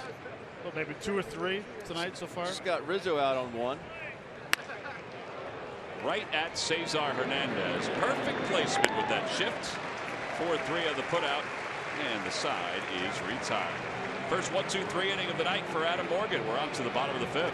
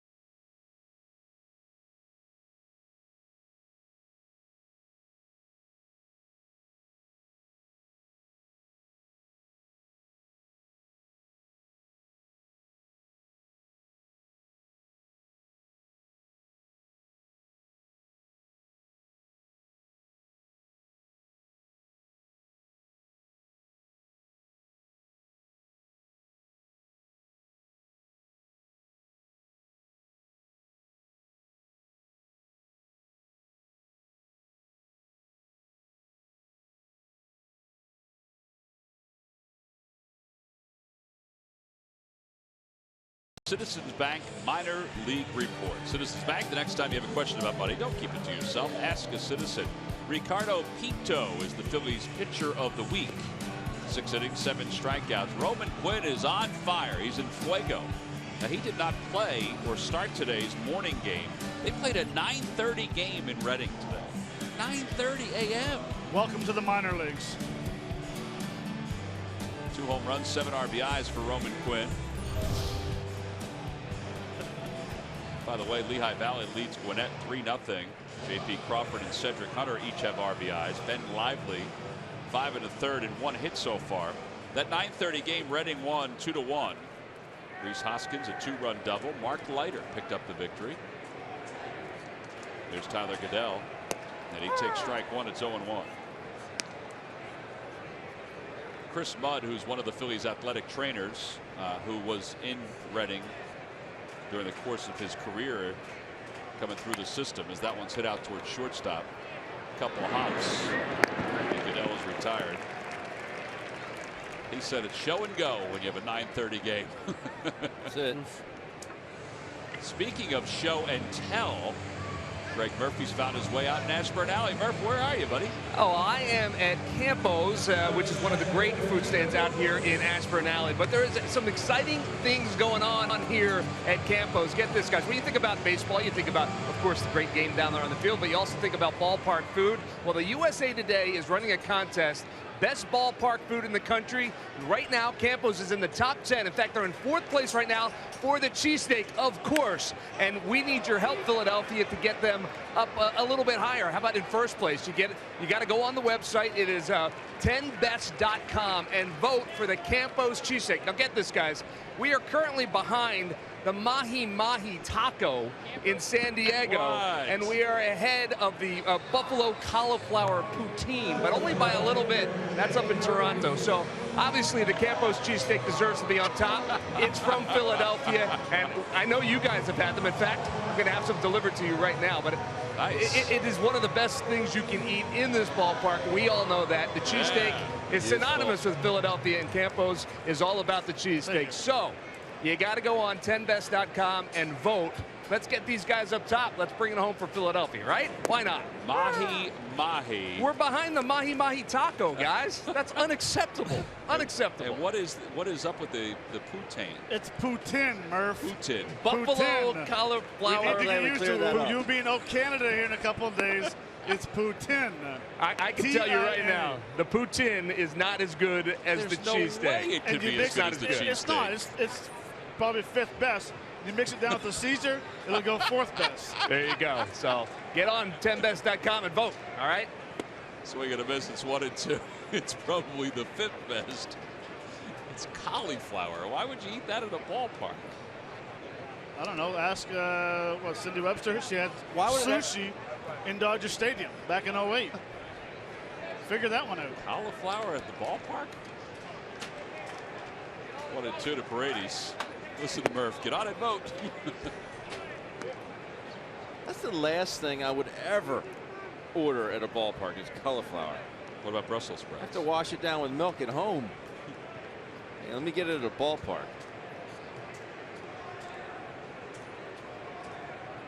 2 balls and 2 strikes.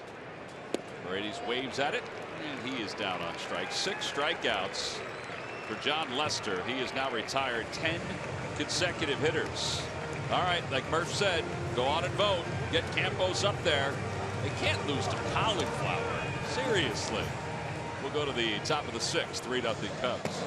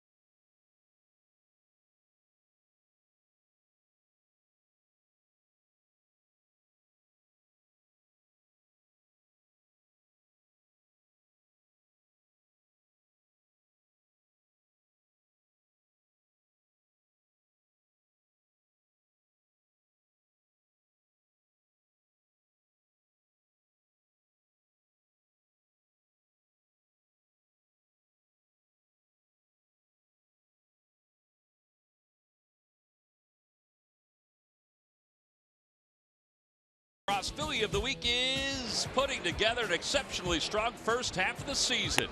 Following his last start, Aaron ranks 3rd amongst National League starters in opponents' lowest on-base percentage. Since April 22nd, he has put together 9 consecutive quality starts. the longest stretch by a Philly since Cole Hamels did it 10 times in 2013. During that stretch, Noah has posted a 1.68 ERA, and opponents are hitting just .204. The right-hander has been dominant and still found time to greet his fans with gifts as they arrived on his birthday. And it's brought to you by Independence Blue Cross. Live fearless. Aaron Nola yesterday, 9 strikeouts in 6 innings of work. As he picked up the victory, the Phils wrapped up that 4-game series against the Brewers. It's a nice win. He's above the 500 mark. Now as we go to the 6th inning, Addison Russell will lead it off. Let's see if Adam Morgan can keep on building. 4 in a row retired. That's out to center right at Borges. 1 pitch, 1 away here in the 6th.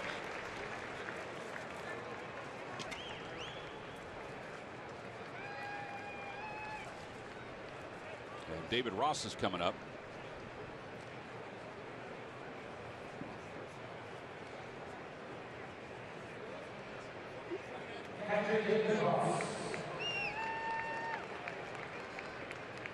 Tom, do you have a toothpick?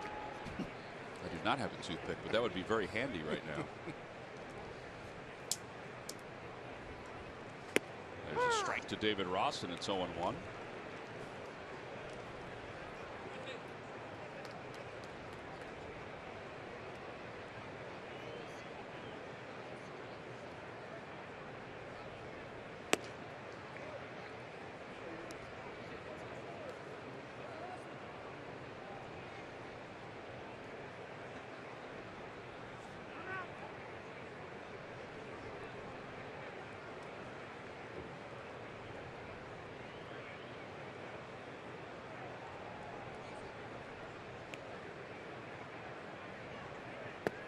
Low, and it's 2-1.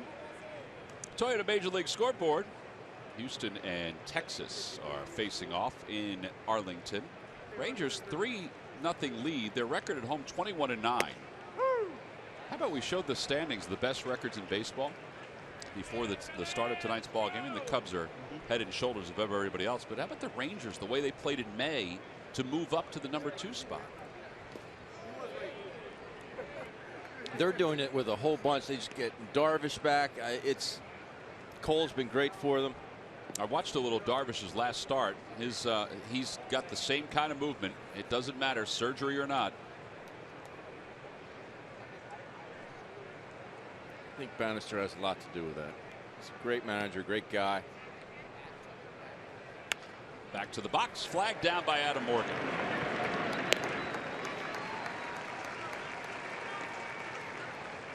The AOS standings, the Seattle Mariners are 3 games back. Houston has been playing better lately. 2 games under 500, 7 games back. I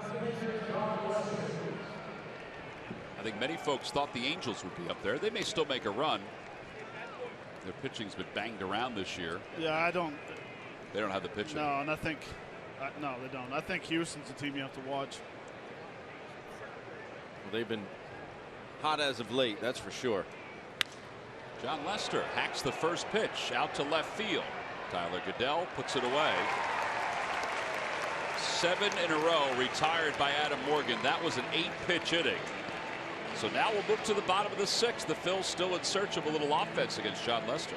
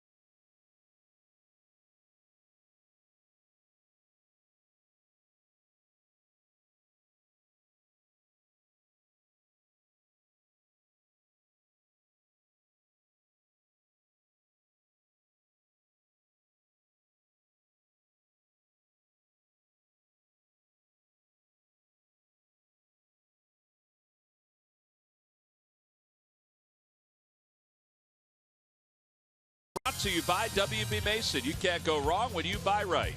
By Nissan. Shop ChooseNissan.com.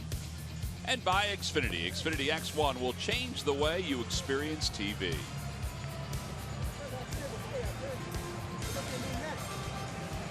Well, the Phillies are down 3-0, but that fellow wouldn't know it. He's happy just to be outside and at the ballpark.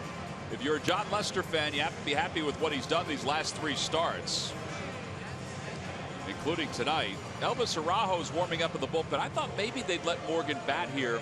I know they need offense here in the bottom of the 6th, but let him bat and go back out there because he has figured some things out. Let him keep building on it.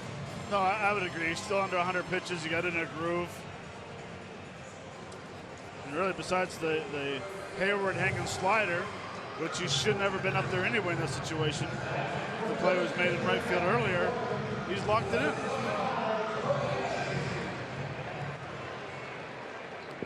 So he's done after 6. Cody Ashley will pinch hit. Now the Phillies, they do need offense. There's no question. As they're down 3-0, they have 12 outs to go. I think what you saw from Morgan the last couple innings. I mean, even the inning where Hayward hit the 2-run home run, he should have been out of that without any trouble if the ball would have been caught out in the outfield.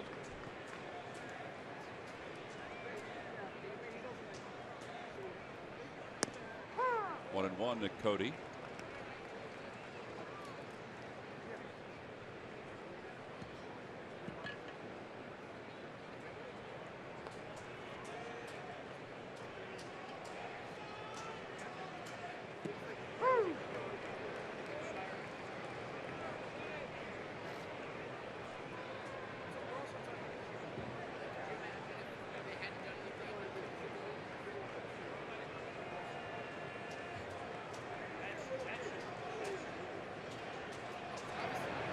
Swing and a miss, and Ashley strikes out. 7 strikeouts for John Lester. He has not allowed a hit since the 3rd hit he allowed in the 2nd inning. In fact, that's the last time he allowed a base runner. Tough assignment here for Cody Ashley. Coming off the bench. Falling behind lefty on lefty could not be fun against John Lester. All right, well, how about Lester's last 3 outings? Now, he has strung together 20 2/3 during his last 3 earned runs during those 20 2/3.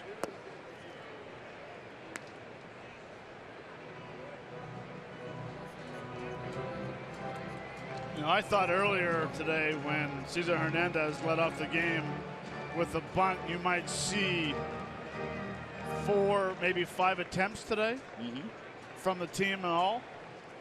And you started off with a smart game plan. We've had 2, 1 successful and 1 nice play by Ross in the 1st inning. And you don't have to lay a bunt down because the corner guys are moving in. Brian's playing 3rd base like it's a softball. It's like a slow pitch softball game. That's how far in it is. Outside 2-1. Yeah, I'm with you. I would just keep doing it and make him try to make him make some plays. Look, everyone knows he doesn't like to throw to first base. He doesn't like to field bunts. So now your corner infielders have to cheat even more to make sure they get there.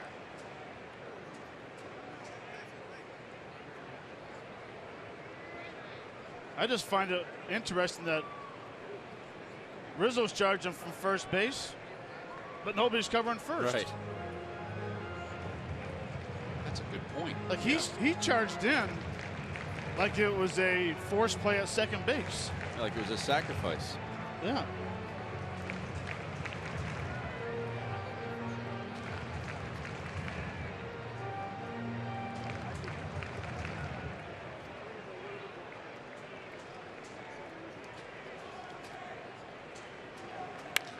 Out to center field. That's well hit. Fowler going back, and he's going to get to the spot and make the catch. 2 outs here in the 6th. And Freddie Galvis is the next hitter. Cesar has hit some balls really hard recently, and not a whole lot to show for it, but that's another example. That ball smoked. We saw him hit a home run, 2-run homer against the Brewers, dead central. This ball dead center again. Fowler gets back and catches it right at the base of the That's the center field. What's giving him that opportunity to do that? What's he doing that's enabling him to drive the ball to center? I think he's staying behind it first and foremost, and he's getting a pitch that's up and out over the plate. He can handle that pitch. It's a good pitch to hit. Plus, he's driving down through that baseball. He's not trying to lift it. Down and away. 1 ball, 1 strike.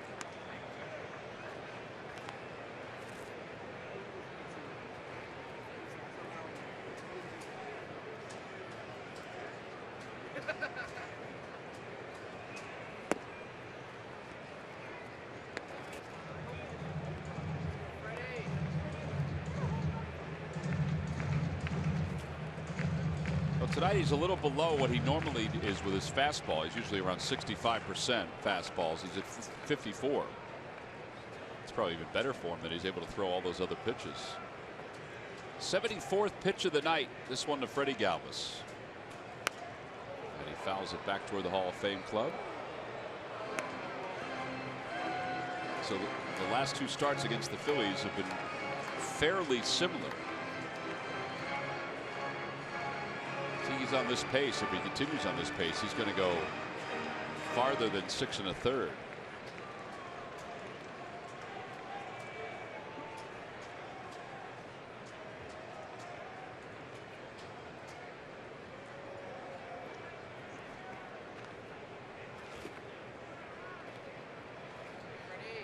Must not have had a good grip on that cutter.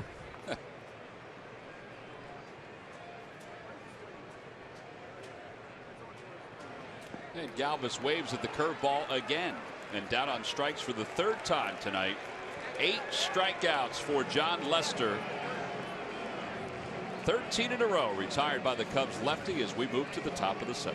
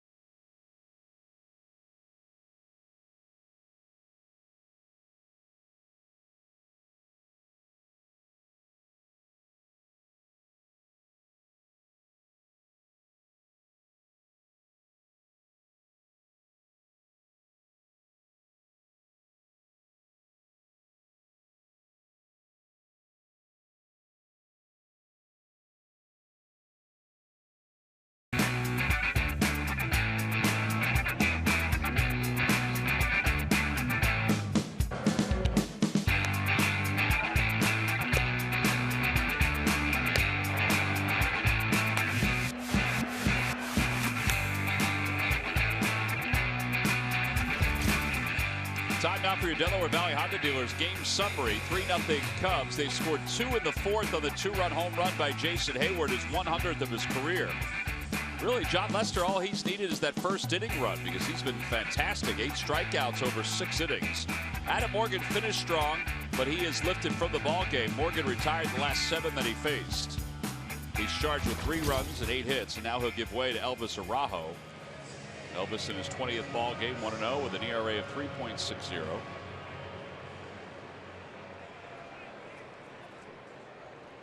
And he will face the top of the order, Dexter Fowler.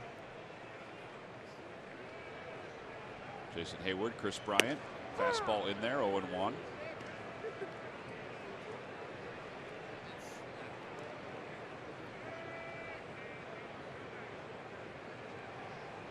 Oh, and 2.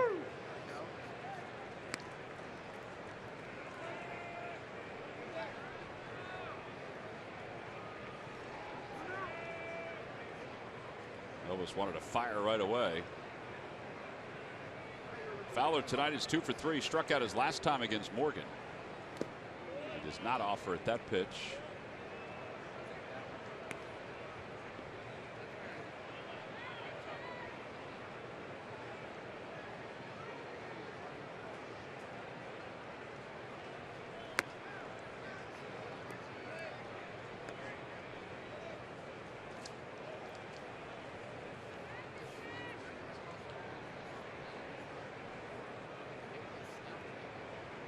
Managers taking a look at their lineup cards. That ball is punched through the middle. A base hit for Fowler. He's now 3 for 4. And a leadoff batter aboard. Jason Hayward's coming up. Well, we mentioned that the draft is just around the corner. It's coming up this Thursday.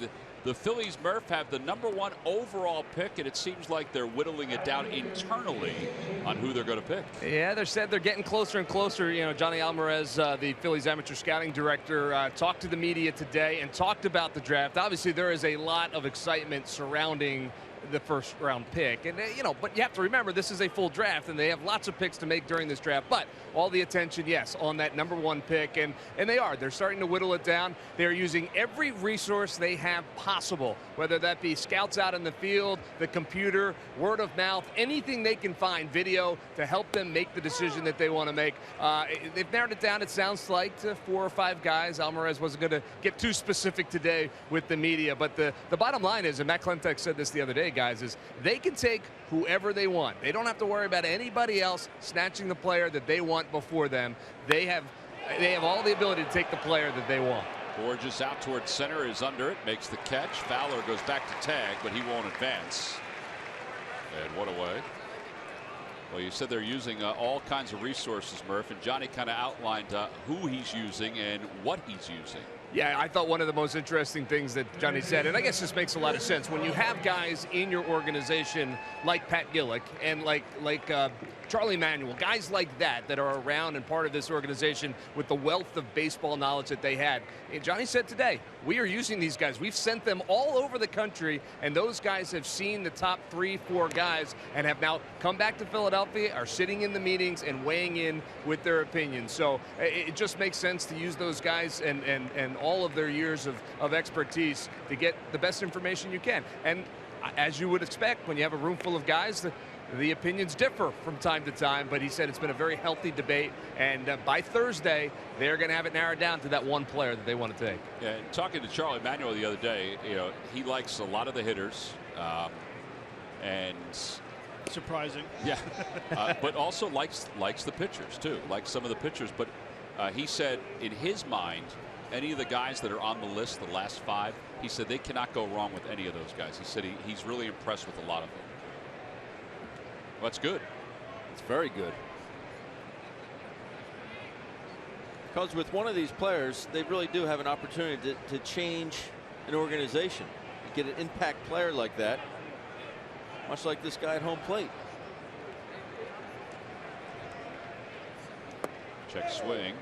They appeal. No swing. 1 ball, 1 strike. Chris Bryant was the #2 pick by the Cubs, surprisingly.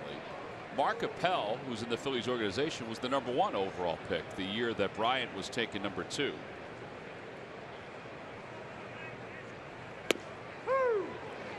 Bryant hit a lot of home runs at the University of San Diego. He's a Las Vegas kid. In fact, played in a lot of tournaments against Bryce Harper. Harper's actually younger than him, but both played up in a lot of the tournaments growing up. Opposite way, bloop down the right field line, and foul. Why is it that Harper's been in the league for 15 years and he's still younger than everybody else? How is that possible? Because he graduated high school a year early. Man.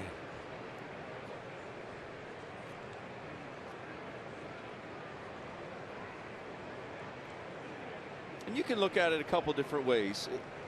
Is there a lot of pressure on the Phillies to make the right pick? Yeah, there is. But I think that these guys, I mean, they have lots of meetings about it, and they will figure something out they feel is best for the organization. Well, there's no, from what people have said, and I haven't seen it, you know, the players, but there's no Bryce Harper or Steven Strasburg in this year's draft. Right. There doesn't seem like there's a Chris Bryant who came through the system pretty quickly too. But there's some solid players.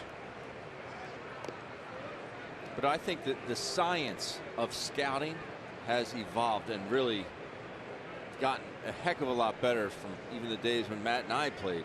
Yeah, you might have been the #1 overall pick instead of the #2 pick. Of the 50th round. Runner goes, pitches slapped into right field. That'll be in for a base hit. Fowler read it beautifully.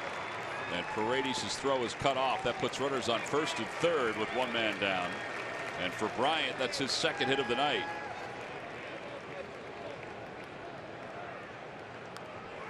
And Anthony Rizzo is coming up.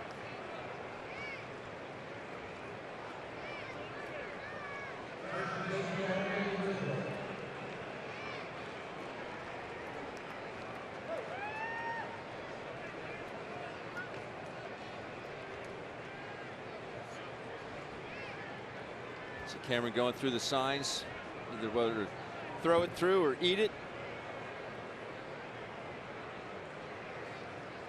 I'd assume he'd be throwing through here. And if Freddie or Cesar, whoever's covering the bag, does see Fowler break, cut it off and head home with it.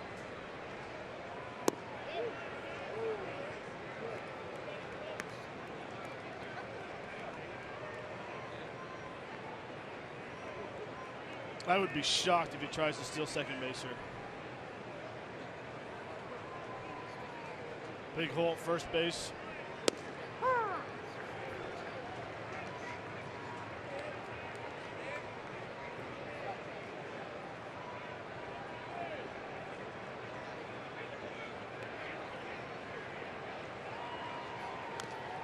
Tapper foul, and it's 1-2. It may have gotten a piece of the home plate umpire.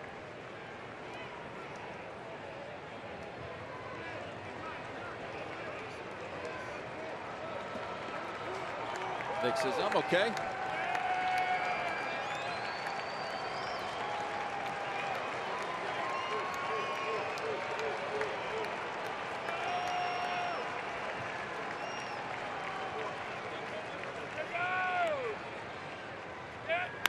Punches it toward the vacant hole on the shortstop side. A base hit for Rizzo and a run scores. It's now 4-0 Cubs. Well, it's the second time that he has beaten the shift tonight. Give an RBI, so now he's tied with Bryant again, each with 41 runs batted in. And that'll bring Matt Caesar to the plate.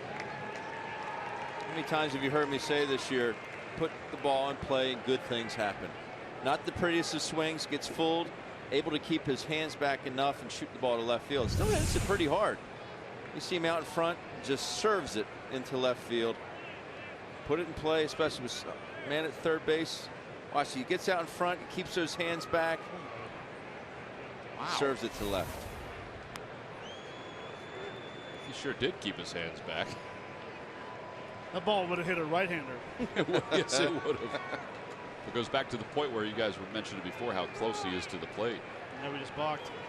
So Elvis balks to put runners on second and third.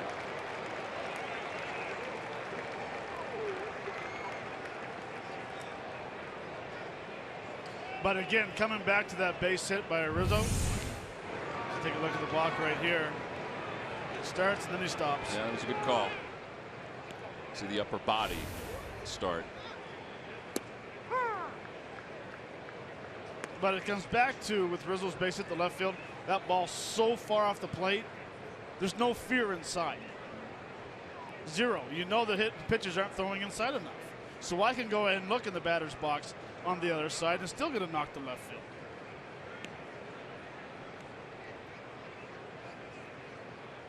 Caesar bunts. Runners coming home. The flip to home. He is safe at home plates. In fact, everybody is safe. 5-0 Cubs on top.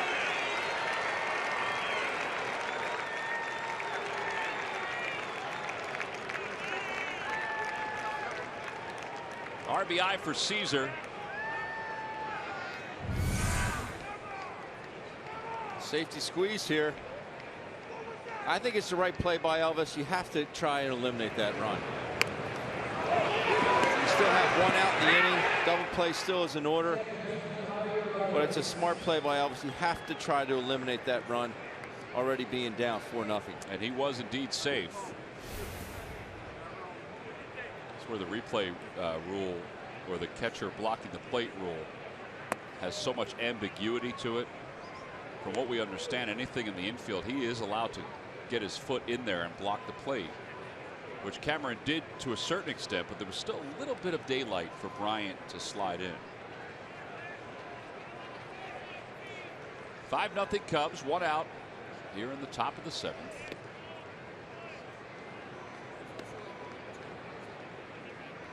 So give Caesar a sacrifice and an RBI.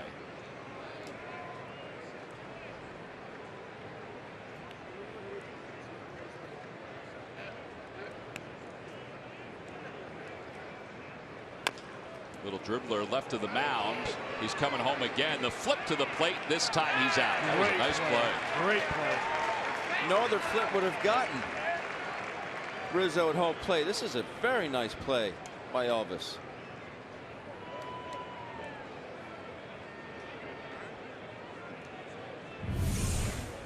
Comes charging off the mound, has to flip it. The hard part is he has to shovel it backhanded. He throws it right into Cameron's glove. Nice play.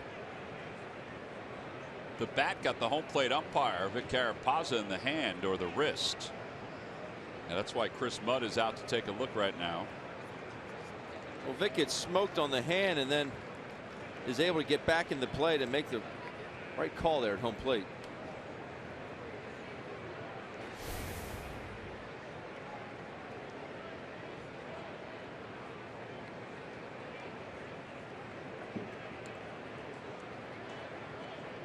Doing a little landscaping in front of the plate. Watch the bat again. Oh man, he let it fly. Sure did. Good view here. Just hangs on to it. Ow. Russell takes strike 1. It's 0-1.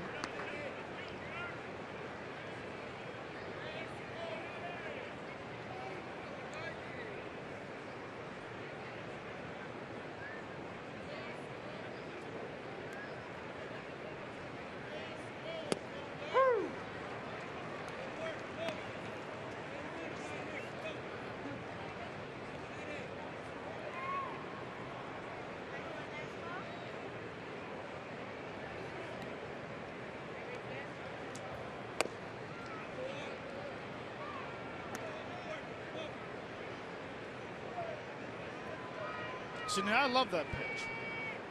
I'd like to see him do it again. Though we'll probably shy away from something back door or down something low.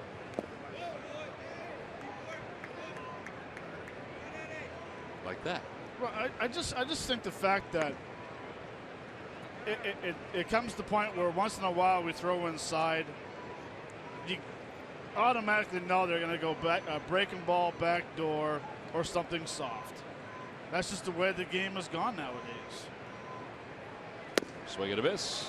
And that'll do it for the Cubs here in the 7th inning. But they tack on 2 more runs.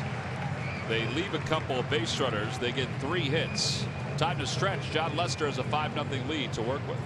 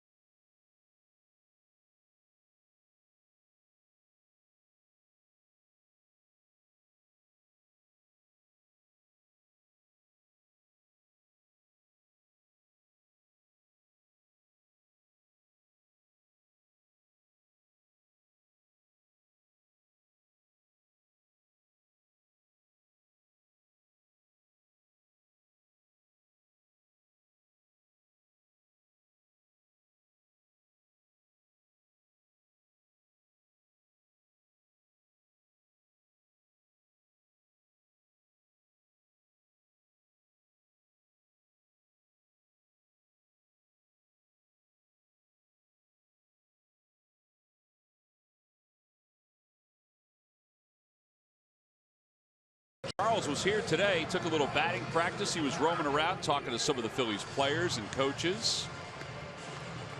In fact, he talked with Ryan Howard for a long time. There's Charles Barkley. Let me tell you, his stuff doing basketball is some of the funniest stuff you're ever going to see. There he is talking to Ryan Howard, as John alluded to.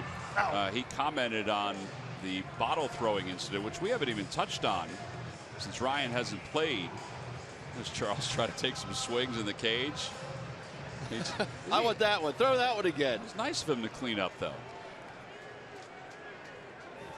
He missed that one. He's trying. He is one of the funnier guys. He's one of the nicest people you're going to ever meet. He's awesome. He's just awesome.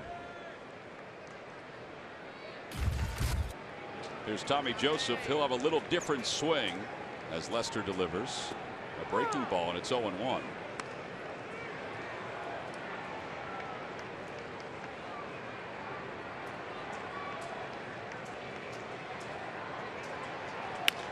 Ground ball past the diving Bryant, a base hit for Tommy Joseph. It's the first hit for the Phillies since the second inning.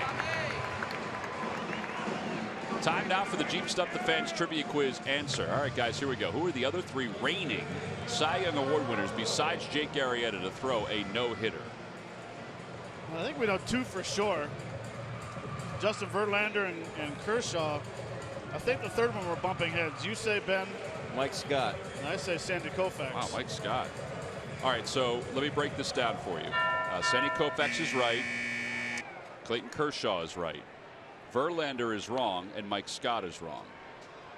Roy Halladay is wrong. Here's Mike Felix Franco. Hernandez Is wrong. Franco takes inside 1-0. All right, think back to the Koufax era. That Drysdale. Are we gonna? How long are we gonna do this? As long as you want. 3 more innings. All right. We're gonna switch buzzers in a second. So who do we have right now? Just threw out so many names. You have Koufax right and Kershaw right.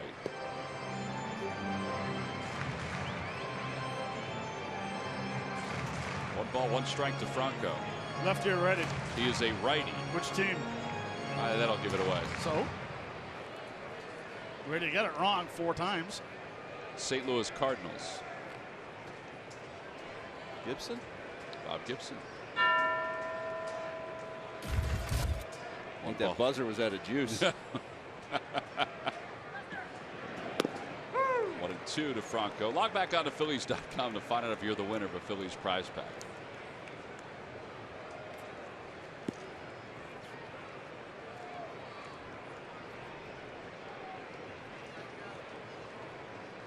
Congratulations, Sang. That was a tough You one. got us.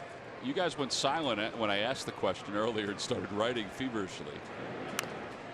Foul back. And 1 ball and 2 strikes.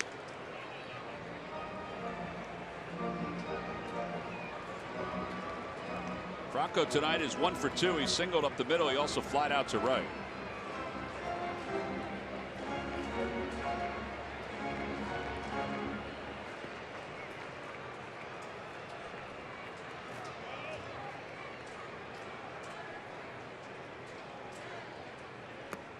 He's off, and it's 2-2.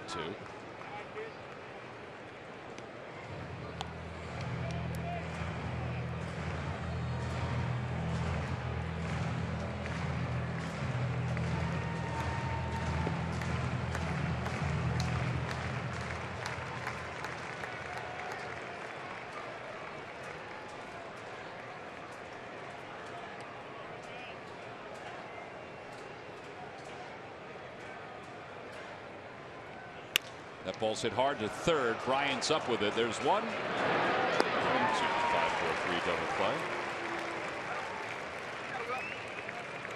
Second double play of the night for Lester.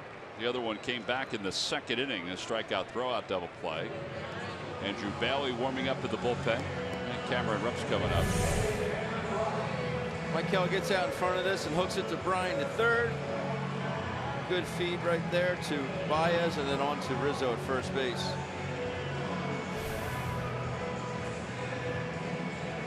I found it to be a good story, Tom, when you guys were in Chicago and you were talking about Bryant when he does play the outfield, how Madden doesn't want him to change his throwing motion. Yeah. And that makes complete, perfect sense. Fly ball to right field. And Jason Hayward is under it. And he makes the catch, and the side is retired. No runs, 1 hit. Nobody left.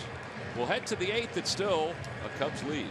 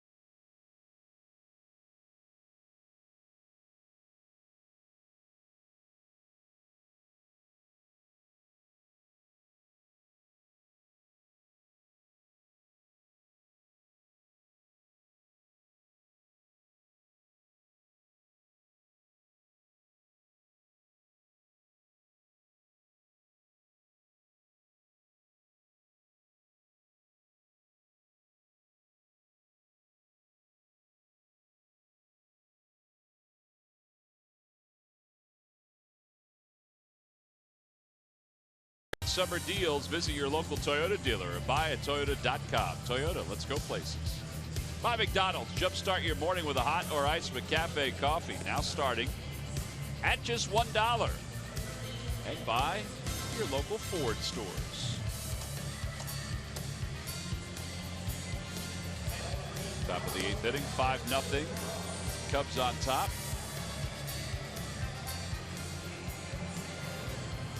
Time now for a Hyundai defensive play of the game. Soler goes back on his ball off the bat of Tommy Joseph. Maybe the jump wasn't needed totally, but needless to say, saves an extra base hit, much to Tommy's chagrin. And that is your Hyundai defensive play of the game, brought to you by your local Hyundai dealers. Andrew Bailey takes over for Elvis Araujo. He was charged with 2 runs in 1 inning and 3 hits. And he'll face David Ross to start it off. Lester's out of the on deck, sir. Buzzer's back.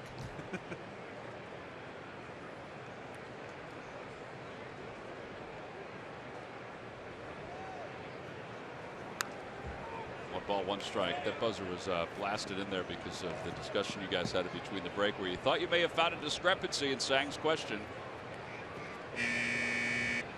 That's what happens, Ben, when you use the computer to help your cause. I was just doing research. And the fact that your brother's not watching the game tonight to help your cause. There's the 1-1 pitch to Ross. Foul tip, 1-2.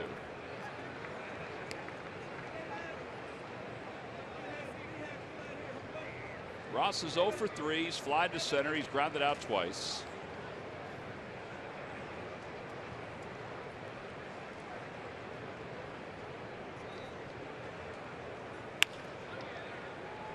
Freddie Galvis backing up Maikel Franco. 1 away. There are a couple of Xfinity fireworks shows coming up. The first one is Friday, July 1st, after the 7:05 game against the Royals. The second one is Saturday, July 2nd, after the 5:50 game. All part of the 3-game series against the Royals. Tickets can be purchased by going to Phillies.com.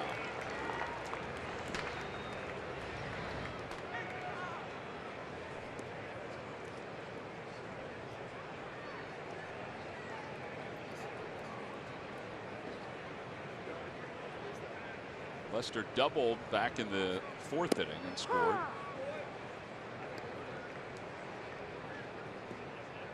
He also flied out to the warning track his last time up.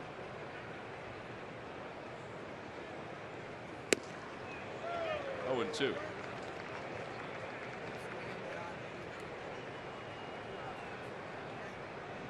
I'm actually kind of shocked that Lester only has 2 knocks. The big guy he is, he has a pretty good swing. Like, he lets it fly. I like his leg kick.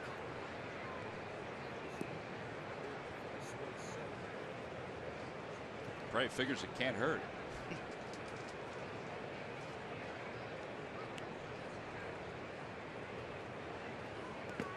Check swing. That go up under?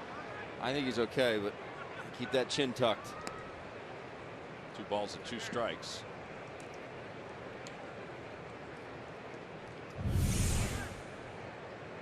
You got to get down, get over top. Yeah. No, thank you. You know, all you had to do was stand in the outfield, Matt. Yeah, Matt, all you had to do was stand in the outfield. Yeah, it was tough days out there sometimes. I'm sure. Bad hops everywhere. Standing around, not moving. Fans abusing you.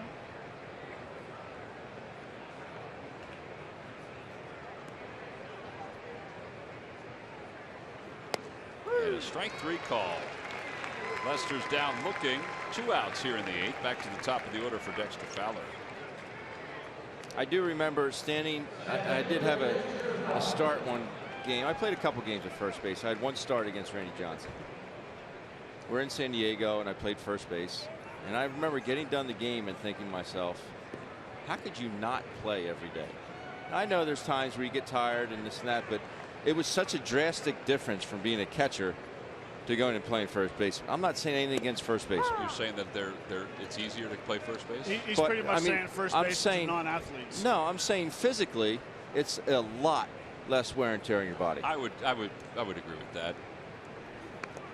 And there's going to be situations where if you're a first base and you get into a funk hitting, you might get a day off or warrant a day off from your manager or whatever. But we see Fowler get hit here. I thought it hit the knob of the bat. I thought it hit the knob of the bat too.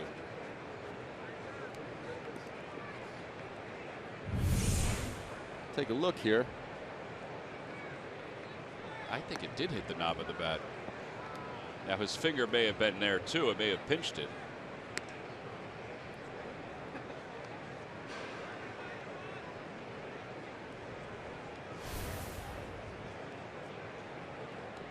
But to put it to rest, it was a lot less physically demanding.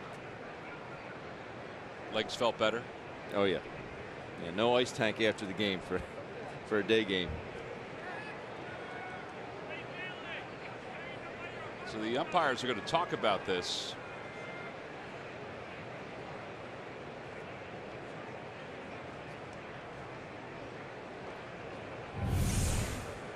See where the glove is? It's a cutter inside. I think it hit the knob of the bat. The question is, it almost looks like it's over the plate as well. Yeah. Now Cameron Rupp is saying, wait a minute, hold on a second.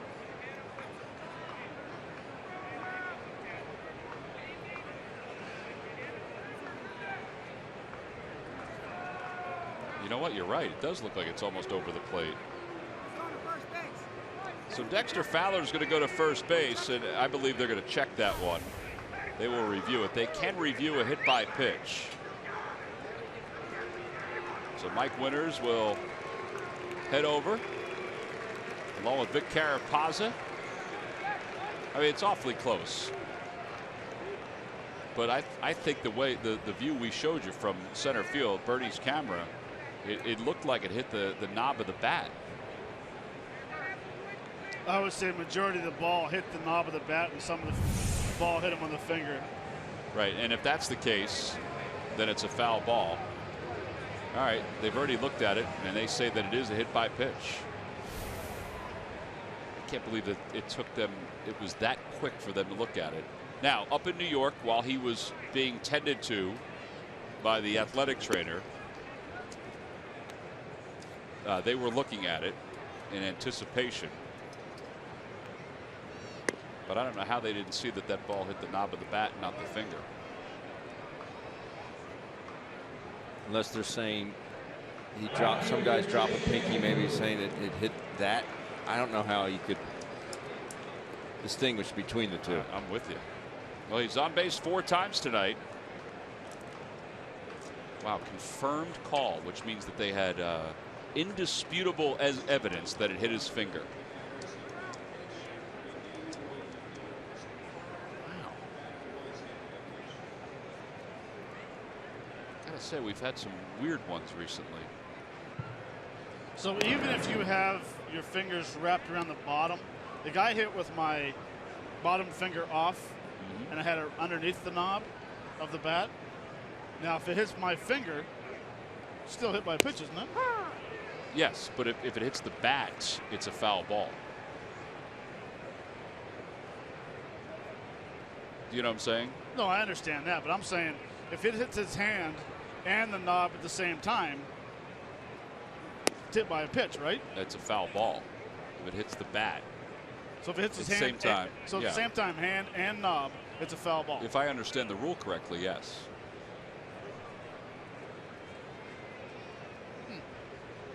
1 ball, 1 strike to Hayward. Inside, now 2-1.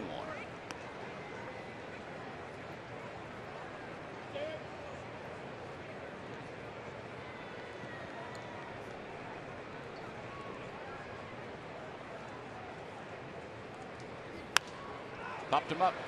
Bronco over toward the dugout, and it is out of play.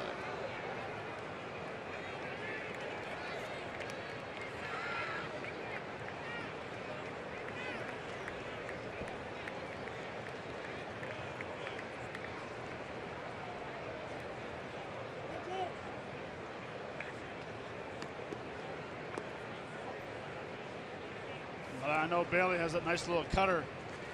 I would love to see him learn how to throw that backdoor cutter. It'd be a great time right here. Runner goes, pitches chopped toward first, a foul ball. And the only reason why I say it is because Hayward's first motion, he goes into the zone hard with his upper body. He dives. And his whole upper body goes towards first base as he's about to swing. So a backdoor breaking ball, backdoor cutter will set up that no chance of taking a swing from Hayward. Tower does not go this time, and the pitch is a check swing. No swings, says the third base umpire.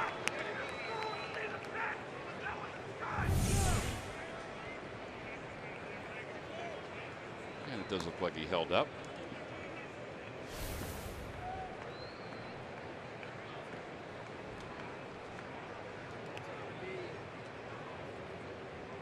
Runner goes, pitches up the first base line. Fair ball. Tommy Joseph will take it to the bag. Side is retired. No runs, no hits, and 1 man left. On to the bottom of the 8th. 5-0 Cubs.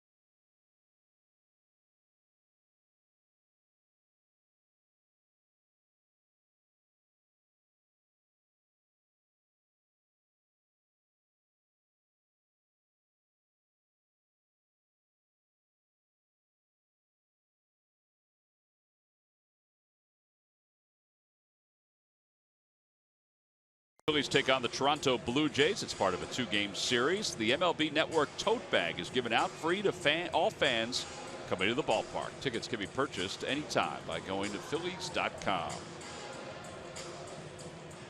Phillies will play 2 in Canada. And then they'll come home and play 2. Get a chance to taste the cauliflower up at Rogers Center. The poutine. Yeah. You send Murph on a mission up there. He might never come back. Tyler Goodell takes a strike. I'm not going to find the cauliflower if that's what you're going to ask. That's what I'm saying. Come on, Murph. Zero interest in the cauliflower. Yeah. Poutine. 1 ball and 1 strike to Tyler Goodell. It's like going to a ball game and having like a fiddlehead taco.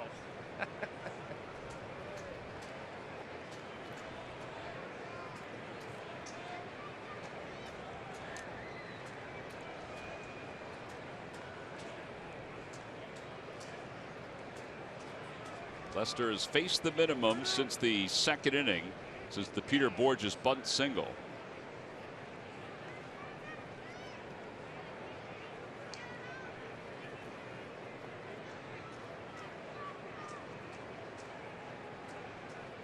Swing and a miss, 1-2.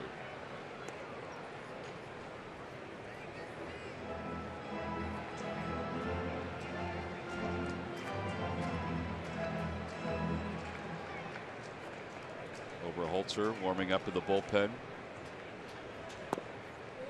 2-2.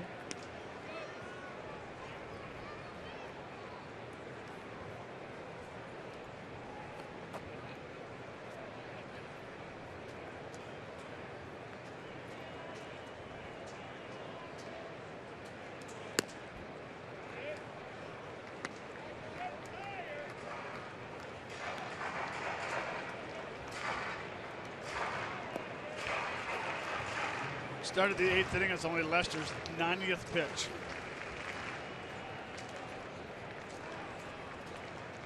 '85 pitches coming into this inning. 84 pitches.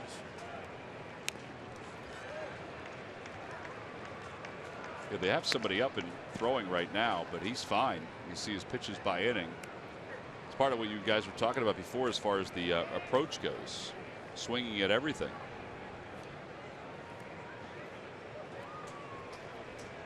Justin Grimm warming up in the bullpen.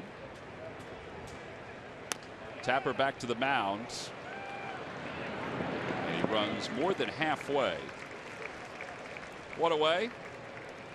Time to get caught up on everything going on around baseball, including the cauliflower from Toronto. Here's Greg Murphy. It is our greater coverage of baseball. It's presented by T-Mobile, guys. And the Mets, well, they have another injury to deal with. This time it's their outfielder, Juan Lagares. He has a torn ligament, a partially torn ligament in his thumb.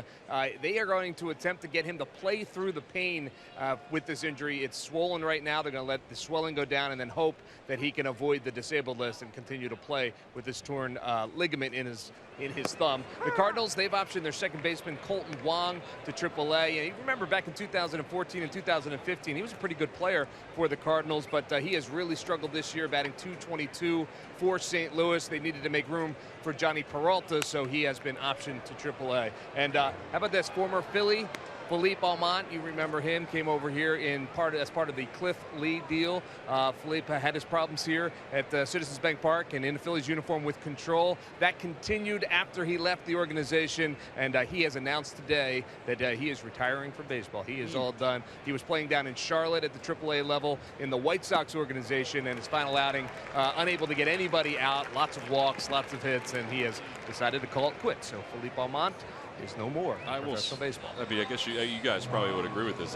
One thing about Philippe is he was an outstanding guy to talk to. I mean, he was smart and he was keen on a lot of things going on. He understood what his issues were too.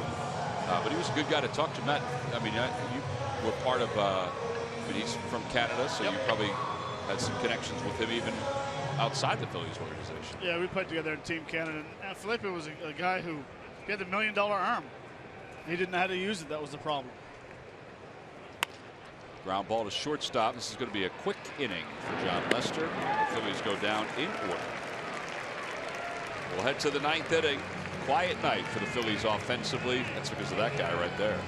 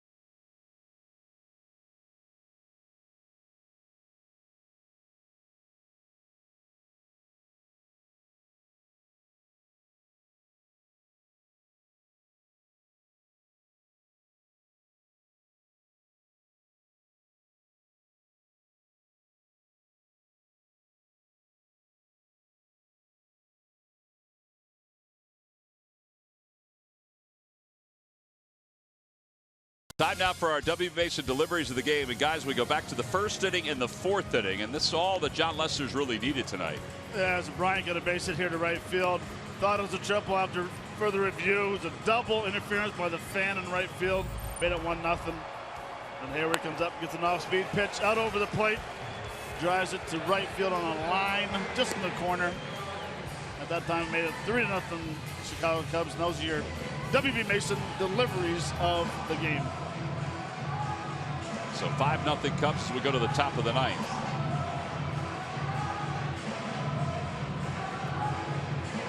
And here is Brett Oberholzer, who will take over in his 13th game. He's 2-0 with a 6.66 ERA.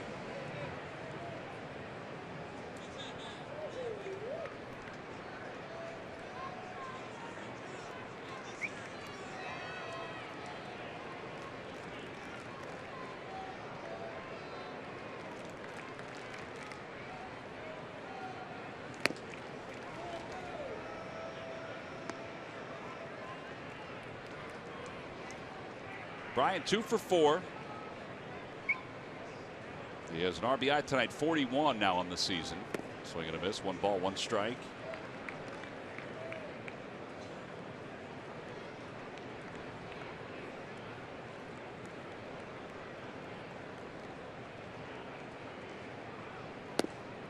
Just a bit outside. It's 2-1.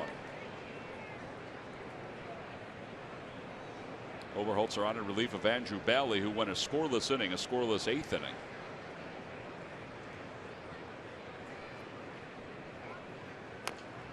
Up the third base line and foul.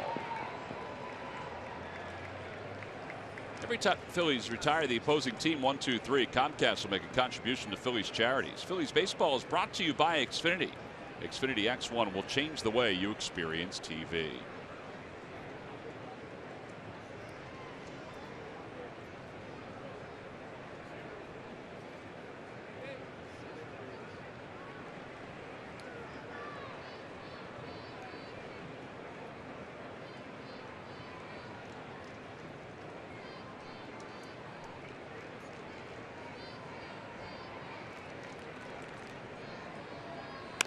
That one is off the hands, but somehow carries out toward left. Goodell is back, and it's off the top of the wall. And Bryant will cruise to second base with his second double of the night.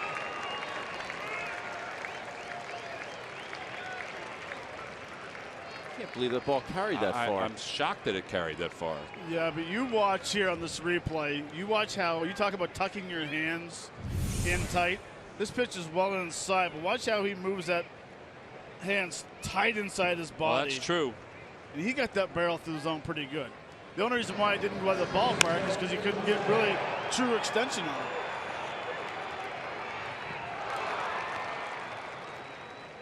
But that was really close to getting out.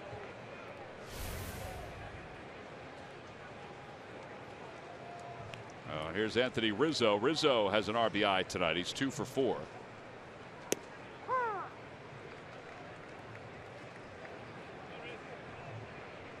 That replay really showed that Tyler was pretty far away from the baseball.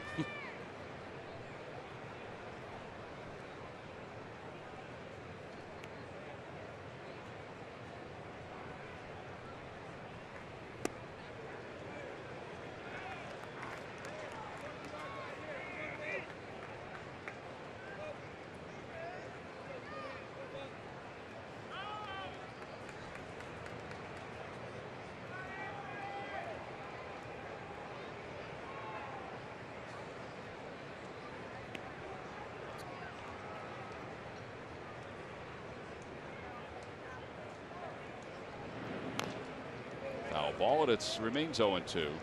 Not a whole lot of that bat left for Rizzo to swing with, is there? He chokes up on it. I mean, it's short. It just seems like it's very short. But he still has plate coverage. We saw that his last at bat. Perfect example. I mean, he gets way up off there, and just not a whole lot of bat left. Off the hands, foul. Not as bad as Joey Votto, but no.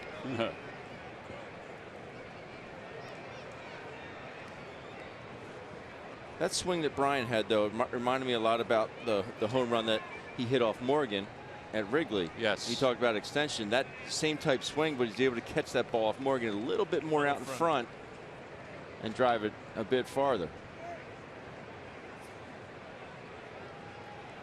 Outside, and it's 1-2.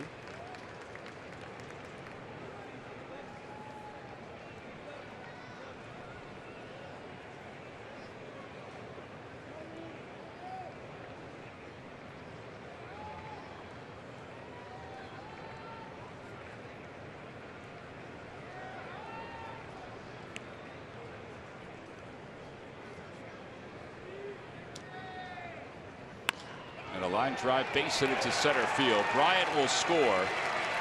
Rizzo will be held at first. RBI single. And now Rizzo has gone past Bryant in RBIs. That's his third hit of the night.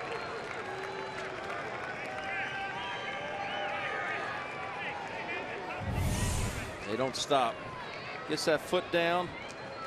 That's a short swing. Do you agree, though, Matt? It's a short swing, but it's still pretty violent. Yeah.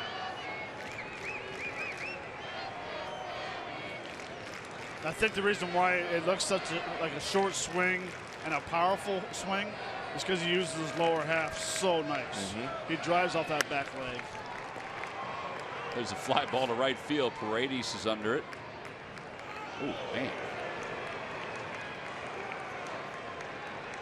You know, it's been about 3 or 4 baseballs. Hayward had 3 tonight. I agree with that, yeah. Where you think you're going to catch it over your left shoulder, and then all of a sudden down in that corner, the ball, not a lot of wind tonight, but it must be like a little tunnel going through there.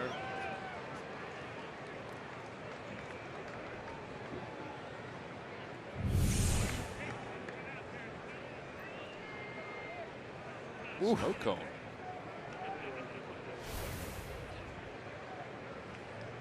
So Caesar flies out. Here's Baez. Baez 0 for 4. Man, that is one healthy rip right there. What I always tell you about the first swing, it's always for the fans.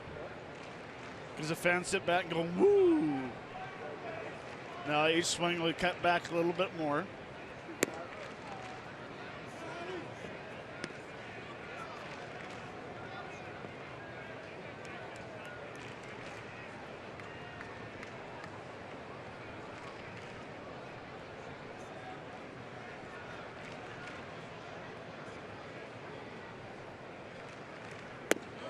A bit low, 2-1.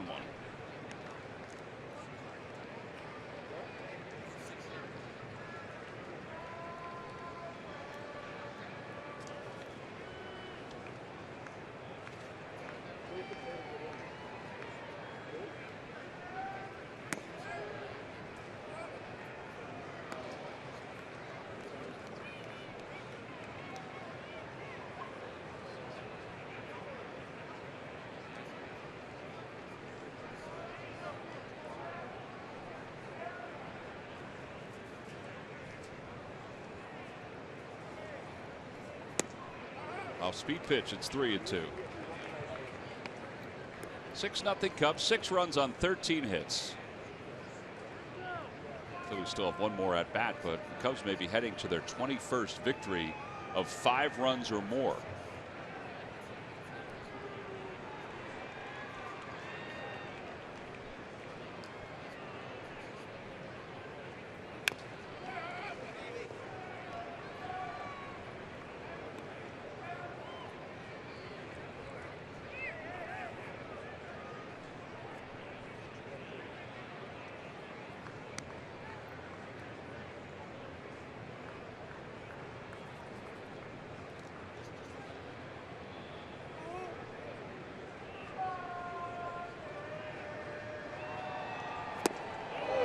Goes over the head of Franco.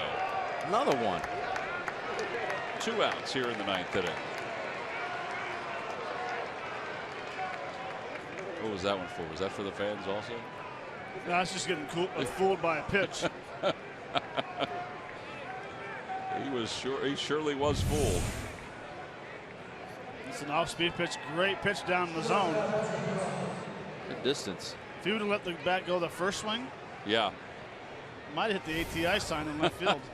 I'm wondering why Tommy Joseph is holding Rizzo on first base right here. Madison Russell launches one deep down the left field line, foul. The only reason why I can think, Ben, is that it's a right-handed hitter. Maybe that's the only reason why I can think of it. 6-0. Well, you're not going to steal. He's not going to be stealing. At least play behind him. So at least play behind him. He's not running. Maybe he catches one deep and shoots it to the right side.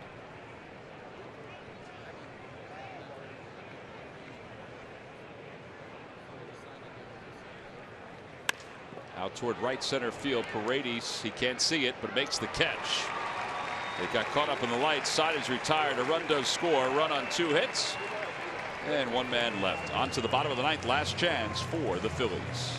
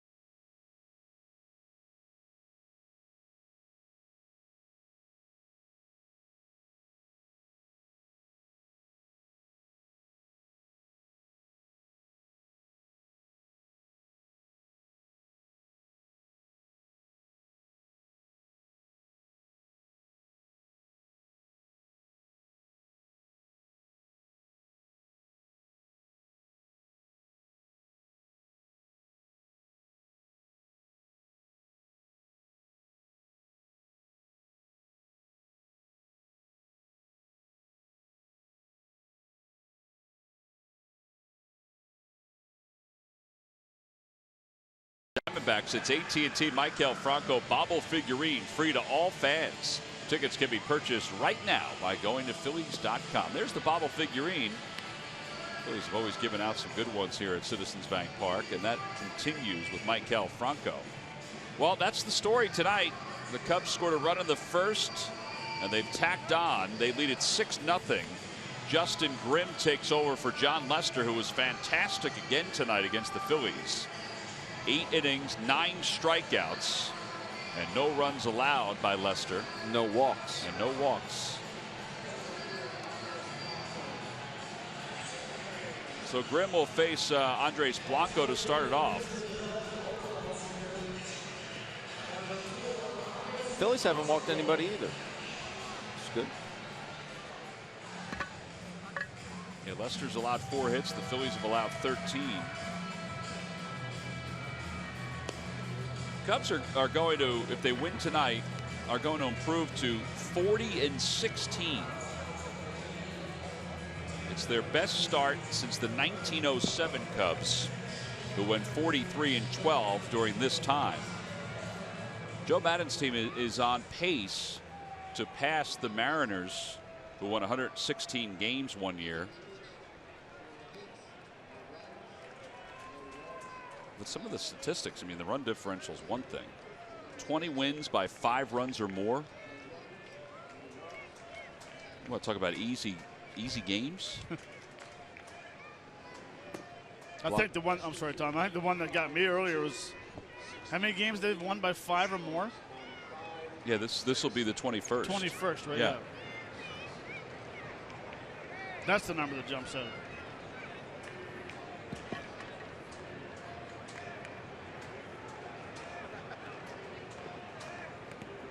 Blanco waves at the 1-0. He was thinking something other than what he received as far as the pitch goes. Toyota Major League Scoreboard. The Orioles have defeated the Kansas City Royals 4-1. Mark Trumbo leads all Major League Baseball with 19 home runs.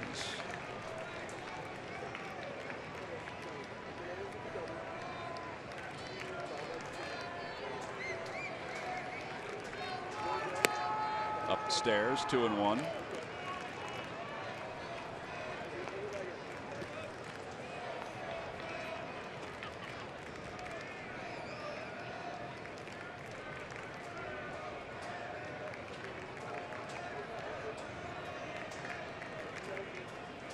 Line drive, base hit up the middle.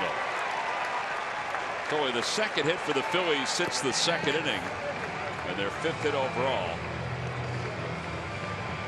Following the ballgame, Ricky Vitalico is in studio to give his analysis on tonight's Phil's Cup Series opener. Plus, we'll get reactions from Pete Mackanin. Only on Cure Auto Insurance presents Phillies Postgame Live.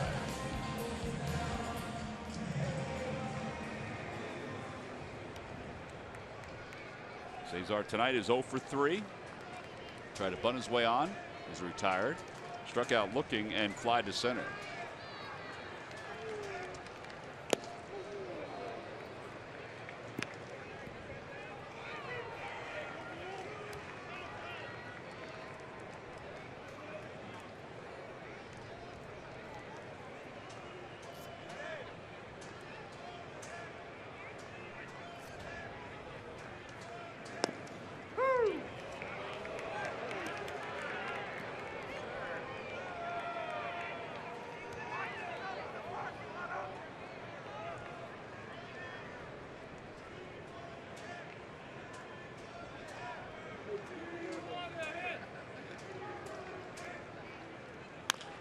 Over to first base, Rizzo will make the play.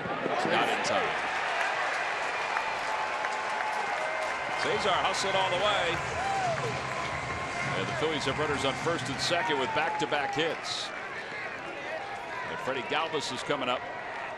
Thankful that John Lester's out of the ball game. Yeah, and you know what?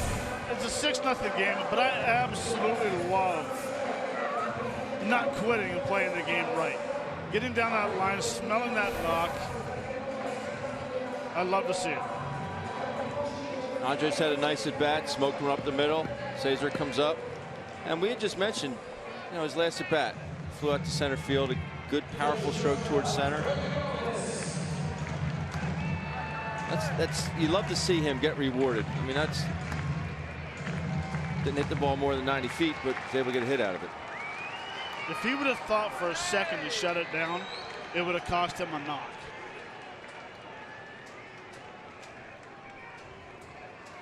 Galvis hits it in the air to deep right field. It is a 6-3 ball game. A 3-run shot for Freddie Galvis here in the 9th inning.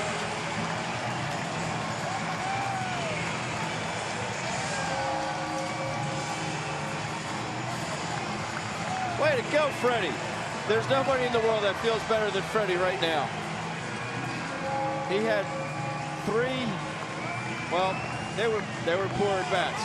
Swung at 3 breaking balls, 3 consecutive bats to strike out. Gets a fastball here and turns on it. That's a good looking swing right there. That's one way to take out your frustrations. Hit a ball about 410 to right field. That ends an 0 for 22 streak for Freddie Galvis. Good for Freddie. It's a big way to do it. Makes a winner out of Jessica Warner of Norristown. She's won $100 to the McDonald's home run jackpot. Way to go, Jessica. Well, Joe Maddon's not fooling around. He's going to go to his closer, Hector Rondon. So Rondon will commit to the ball game.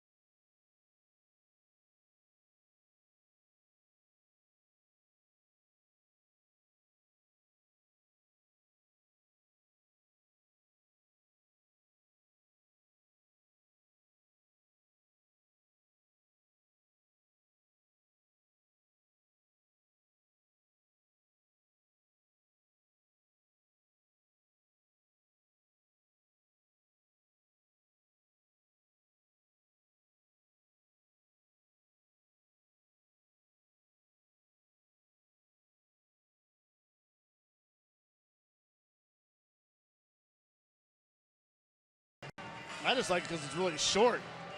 A lot of times when guys get in a slump, they try to do too much. They try to overswing a lot. This time it was just a fastball inside, and he reacted. The key was his foot down was down early, and his head stayed down as well. Well, Freddie now has 6 home runs this year. All 6 are from the left side of the plate. Here's Rondon to face Tommy Joseph. And the first pitch is over for a strike. It's 0-1. I don't want to make any excuses for Freddie, but he really has not had a whole lot of right-handed at-bats recently. And being a switch hitter, you lose a feel from one side of the plate from time to time.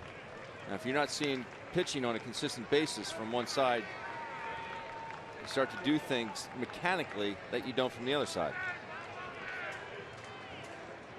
Rondon, a 0.98 ERA, 10 for 10 in saves. A blistering fastball, and it's 1-2. Yeah, it was at 97, but the location was even better.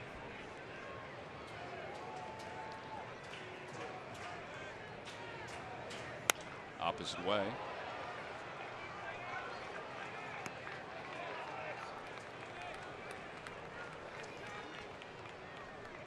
.6-3 ball game. Rondon is a perfect 10 for 10 in save situations.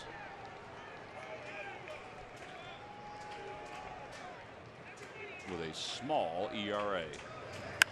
Center field. That ball's well hit. Fowler's going back toward the wall. It is gone into the bushes. Back to back with Freddie Galvis. Tommy Joseph with his 5th home run of the year. It's a 6-4 ball game. Could you ask for a shorter swing? You want to make it short and concise as possible. You know Rondon's out there throwing 96, 97. Started him off with a good slider. But this swing is as tight as could be. Gets a hanger. Almost looked like a cutter, huh, Matt? Well, if it was a cutter, he better cut it out because it's not a very good pitch. Got too much to the plate. Now, Fowler may have had a play on that if the ball was elevated more, hit higher. But that ball was hit on such a line, he couldn't get back there in time. Here's Maikel Franco. He takes low, 1-0. Think back to these extra runs that the Cubs have put on.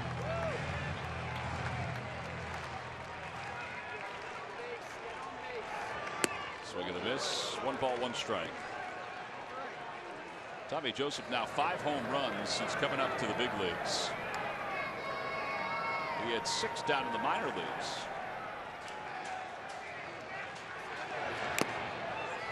2. Franco is trying to make this back-to-back homers. Somehow he can go back to his first AB and drive the ball up the middle. Yeah, just need a base runner here. Or the tying run to the plate.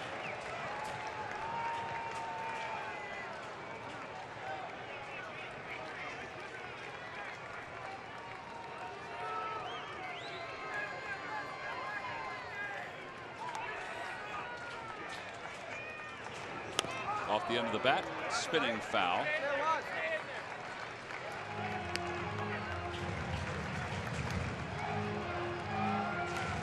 You have to figure that David Ross is seeing these swings too, and is eventually going to just go to the outside part of the plate. Well, that's what that was supposed to be. That was supposed to be that breaking ball low and away.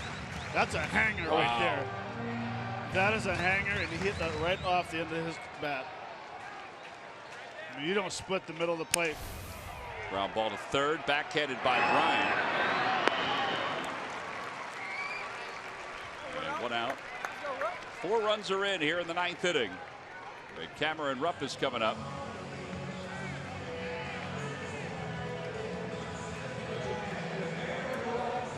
Odubel Herrera's got a bat in his hand.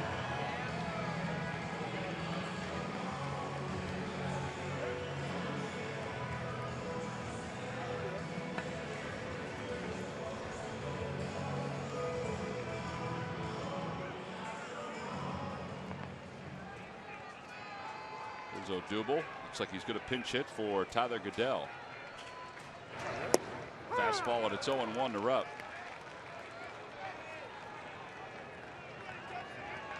You throw 96, 97, and Ben said a few minutes ago, location of his fastball has been very good. Why mix in any other pitch? Yeah. There you go, back to back. It's unhittable. Veteran catcher right there.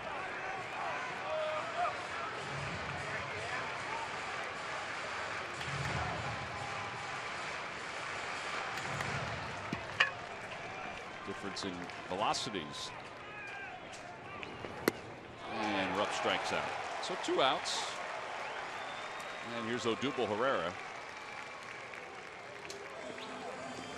And I would agree, a veteran catcher, knowing that the slider to Joseph got hit a mile to center field. Franco got a slider to hit. He missed it because it was a hanger. Now all of a sudden he realizes that's not working. Let's go back to the fastball low and away. And you just saw what happened. 3 quality fastballs. Here's Ryan Howard, who's coming out in the on-deck circle, hoping that Odubel Herrera gets on. Herrera, just 13 pinch hit appearances during his career.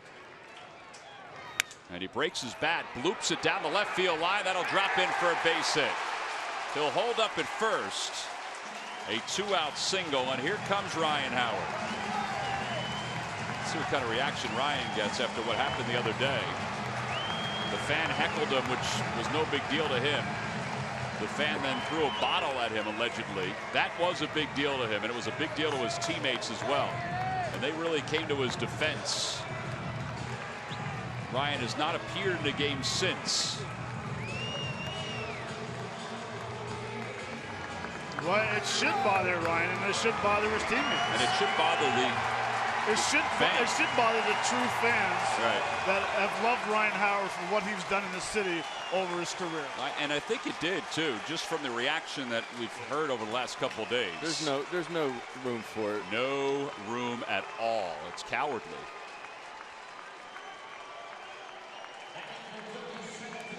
So a meeting at the mound. Bossio's out just to chat. They were going over the scouting report, which it seemed like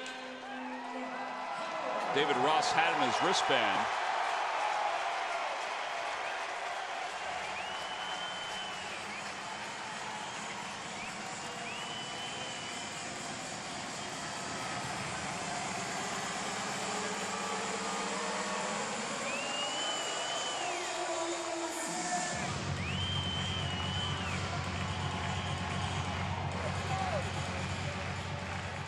Herrera's at first base, not being held on.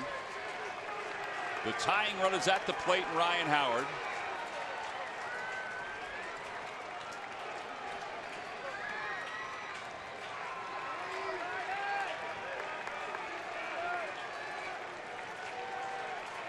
Odubel goes, pitches hit on one hop, scooped up by Rizzo. He didn't realize he had it, and the ball game is over. 3 unassisted. The Phillies certainly made it a run here in the 9th inning. They brought the tying run to the plate, but they fall short and lose it 6-4. Rondon gets the save. It's his 11th of the year. I know this didn't end the way the Phillies wanted to, and that's with a win. But maybe this can give the Phillies a little bit more momentum going into tomorrow's ball game, give them a little something to think about. Hey, these guys aren't invincible. We can score some runs. Yeah, because there wasn't a spark early on by the Phils. That's a good point. There was a spark late. Our Chevrolet player of the game, it was John Lester, who for 8 innings was just mesmerizing tonight for the Cubs. He was good. The curveball was very good. Was able to get fastballs in, cutters away, cutters in. Again, the breaking ball here to Freddie. 9 strikeouts to 0 walks. He was able to lock some hitters up. Here he gets Cody Ashe, more of a slider than that cutter. Another breaking ball down to Freddie. He was just masterful and really in no danger throughout the course of this ball game, and that's why he is your Chevrolet player of the game. So the Phils lose it 6-4. The Cubs have won all 4 games so far. They win tonight by 2. We'll be back to wrap it up right after this.